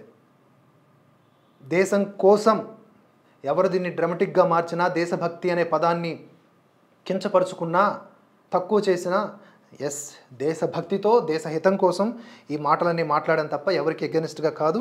సో మీరు ఒక్కసారి ఆలోచించుకోండి. లైవ్లో చూస్తున్న వాళ్ళందరికీ ఒకటే విజ్ఞప్తి, మీరందరూ కూడా 10 మందితో మాట్లాడండి కుదిరినప్పుడల్లా. రానున్న ఎన్నికల్లో కాంగ్రెస్ వస్తే ఏం ప్రమాదమో చెప్తాను చూడండి. కాంగ్రెస్ వస్తే ఇండియా దట్ ఈజ్ భారత్ని పూర్తిగా ఇండియాగా మార్చేస్తుంది. అర్థం చేసుకోండి, ఇండియాగా మార్చేస్తుంది, భారత్ని తీసివేస్తుంది. ఈ భారత్ అన్న భావజాలాన్ని పూర్తిగా ఎరాడికేట్ చేస్తుంది. భారత్ అంటే హైందవ ధర్మము, సనాతన ధర్మము, వేద భూమి, సంస్కృతి, ఎన్నో లక్షల సంవత్సరాలకు సంబంధించిన ఇతిహాస చరిత్ర కలిగిన ఒక భూమి, గురు పరంపర ఉన్న భూమి. దీన్ని ఎరాడికేట్ చేసేస్తుంది. కాబట్టి కాంగ్రెస్ వస్తే ఇండియాగానే ఉంటుంది తప్ప ఇండియా దట్ ఈజ్ భారత్ అని ఉండదు. ఇండియా దట్ ఈజ్ భారత్ రాజ్యాంగంలో ఉంటుంది. మనకి ఇండియా దట్ ఈజ్ భారత్ అని స్టార్టింగ్ పేజ్లో ఉంటుంది. కాబట్టి ఇక భారత్ అనేది మనకు కనబడదు. తరువాత యూనిఫామ్ సివిల్ కోడ్ ఆర్టికల్ 370 రద్దు. ఎలా అయితే భారతీయులందరూ కలలు కన్నారో, కశ్మీర్లో వేర్పాటువాదంతో మన భారతదేశం చాలా బాధలు పడుతూ ఉంటే యూనిఫామ్ సివిల్ కోడ్ కూడా రావాలి అని చాలామంది మేధావులు కూడా అడుగుతున్నటువంటి ప్రశ్న, కోరిక. వారు ఇది రావాలనుకుంటున్నారు. దాన్ని రాకుండా చేస్తుంది uniform civil code. BJP government వస్తే పక్కాగా దాన్ని ఎలాగైనా సరే ఇంప్లిమెంట్ చేస్తుంది. కాంగ్రెస్ వస్తే యూనిఫామ్ సివిల్ కోడ్ ఉమ్మడి పౌర స్మృతిని కూడా రానివ్వదు. అంటే ఎంత ప్రమాదమో ఆలోచించండి. అందుకే అలాగే NRC, national registration of certificate, ఇది చాలా ముఖ్యం. భారతీయుల్ని దొంగతనంగా భారతదేశంలో ఉన్నటువంటి చొరబాటుదారుల్ని, లేకపోతే శరణార్థుల రూపంలో ఉన్న అక్రమ వలసదారుల్ని గుర్తించేటటువంటి ఒక అద్భుతమైన ప్రక్రియ ఎన్ఆర్సీని బీజేపీ తెస్తానంటుంది. బట్ కాంగ్రెస్ దీన్ని నిర్మూలించేస్తానంటుంది. కాబట్టి కాంగ్రెస్కి ఎలా ఓటేస్తారో మీరే ఆలోచించుకోండి. ఇక సిఏఏ ఆల్రెడీ దీన్ని ఇంప్లిమెంట్ చేశారు. దీంట్లో భాగంగా ఎంతోమంది వెతలు పడి, వేదన పడి, నరకంలో ఉన్న జీవితం నుంచి ఈరోజు భారతీయులుగా మారి పూర్వ వైభవ స్థితిని పొందేటటువంటి అవకాశం వచ్చింది. కానీ దీన్ని కూడా వీళ్ళు సిఏఏని రద్దు చేసేస్తాము అని చెప్పేసి వాళ్ళు హామీ ఇస్తూ ఉన్నారు. సిఏఏ ఇక్కడ భారతదేశంలో ఉన్న ముస్లింలకు ఎటువంటి విఘాతం కలిగించేటి చట్టం కాదు. ఇది సిటిజన్షిప్ అమెండ్మెంట్ యాక్ట్, పౌరసత్వ సవరణ చట్టము. దీంట్లో కేవలం ఇక్కడున్న భారతదేశంలో ఉన్న ఏ పౌరుడికి సంబంధించింది కాదు. భారతదేశంలోకి శరణార్థుల రూపంలో, ఒరిజినల్ శరణార్థుల రూపంలో, రోహింగ్యాల రూపంలో కాదు, ఒరిజినల్గా అంటే పక్క దేశాల్లో, పక్కనున్న ఇస్లామిక్ దేశాల్లో వెతలు అనుభవించిన అక్కడి మైనారిటీలకు ఇక్కడ భారతదేశం పౌరసత్వం ఇవ్వడం సిఏఏ. వారి సంఖ్య చాలా చిన్నగా ఉంటుంది. అక్రమంగా చొరబడినటువంటి రోహింగ్యాల సంఖ్య కోట్లలో ఉంటే ఈ సిఏఏ ద్వారా లబ్ధి పొందిన వారి సంఖ్య కేవలం వేలల్లో ఉంటుంది. ఒకసారి ఆలోచించుకోండి. ఈ సిఏఏని కూడా నిర్మూలించేస్తాము, వాటిని కూడా వెనక్కి తీసేసుకుంటాము అంటున్నారు కాంగ్రెస్ వాళ్ళు. మరి ఓటేస్తారా ఆలోచించండి. ఆర్టికల్ 370 లక్షలాది మంది సైన్యం ఎంతోమంది కష్టపడి వెళ్ళి అక్కడ ఒక అద్భుతమైన ఈ ఆర్టికల్ 370ని ఎత్తివేస్తే దాన్ని మళ్ళీ పునరుద్ధరిస్తాము, కశ్మీర్ ప్రజలకు స్వేచ్ఛనిస్తామని చెప్పి కాంగ్రెస్ చెప్తోంది. కశ్మీర్ ప్రజలకు ఎలా స్వేచ్ఛనిస్తారు? మీరు పాకిస్తాన్ వాళ్ళకి ఇస్తారు. అడక్క తింటా ఉన్న పాకిస్తాన్కి ఇంకొంచెం మీరు ఉన్మాదాన్ని అందించే వాళ్ళు అవుతారు. సో కాంగ్రెస్ గవర్నమెంట్ వస్తే ఆర్టికల్ 370 మళ్ళీ కాశ్మీర్లో వస్తుంది. 370 ఆర్టికల్ గురించి ఒకసారి గూగుల్లో తెలియకపోతే చూడండి. 370 ఆర్టికల్ కనుక పొందిన ఉన్న రాష్ట్రానికి 2 జెండాలు, 2 అజెండాలు, 2 రాజ్యాంగాలు ఉంటాయి. భారతదేశం కేంద్ర ప్రభుత్వం దీని తాలూకు అధీనంలో అది ఉండదు. దాని చట్టాలు దానివే. కేవలం డబ్బులు మాత్రం మనం కట్టిన ట్యాక్స్ నుంచి వెళ్ళాలి. అక్కడ నుంచి ట్యాక్స్లు ఏం రావు. అక్కడ ప్రాపర్టీస్ని ఎవడు కొనడానికి లేదు. అక్కడున్న అమ్మాయిల్ని అక్కడ ఉన్నటువంటి అమ్మాయిల్ని భారతీయులు పెళ్లి చేసుకోవడానికి లేదు. పాకిస్తాన్ వాళ్ళు పెళ్లి చేసుకోవచ్చు. అక్కడున్న ప్రాపర్టీస్ కొనకూడదు, అక్కడ వ్యాపారాలు చేయకూడదు. అక్కడ ఉన్నటువంటి మైనారిటీలు కశ్మీరీ హిందువులు, వాళ్ళని చంపిన అడగడానికి లేదు. ఉగ్రవాదులు హాయిగా గల్లీల్లో తిరుగుకుంటూ నినాదాలు చేసుకోవచ్చు. సో ఆర్టికల్ 370 మళ్ళీ పునరుద్ధరిస్తామంటున్న కాంగ్రెస్ పార్టీకి ఓటేయొచ్చా ఆలోచించండి మీరే.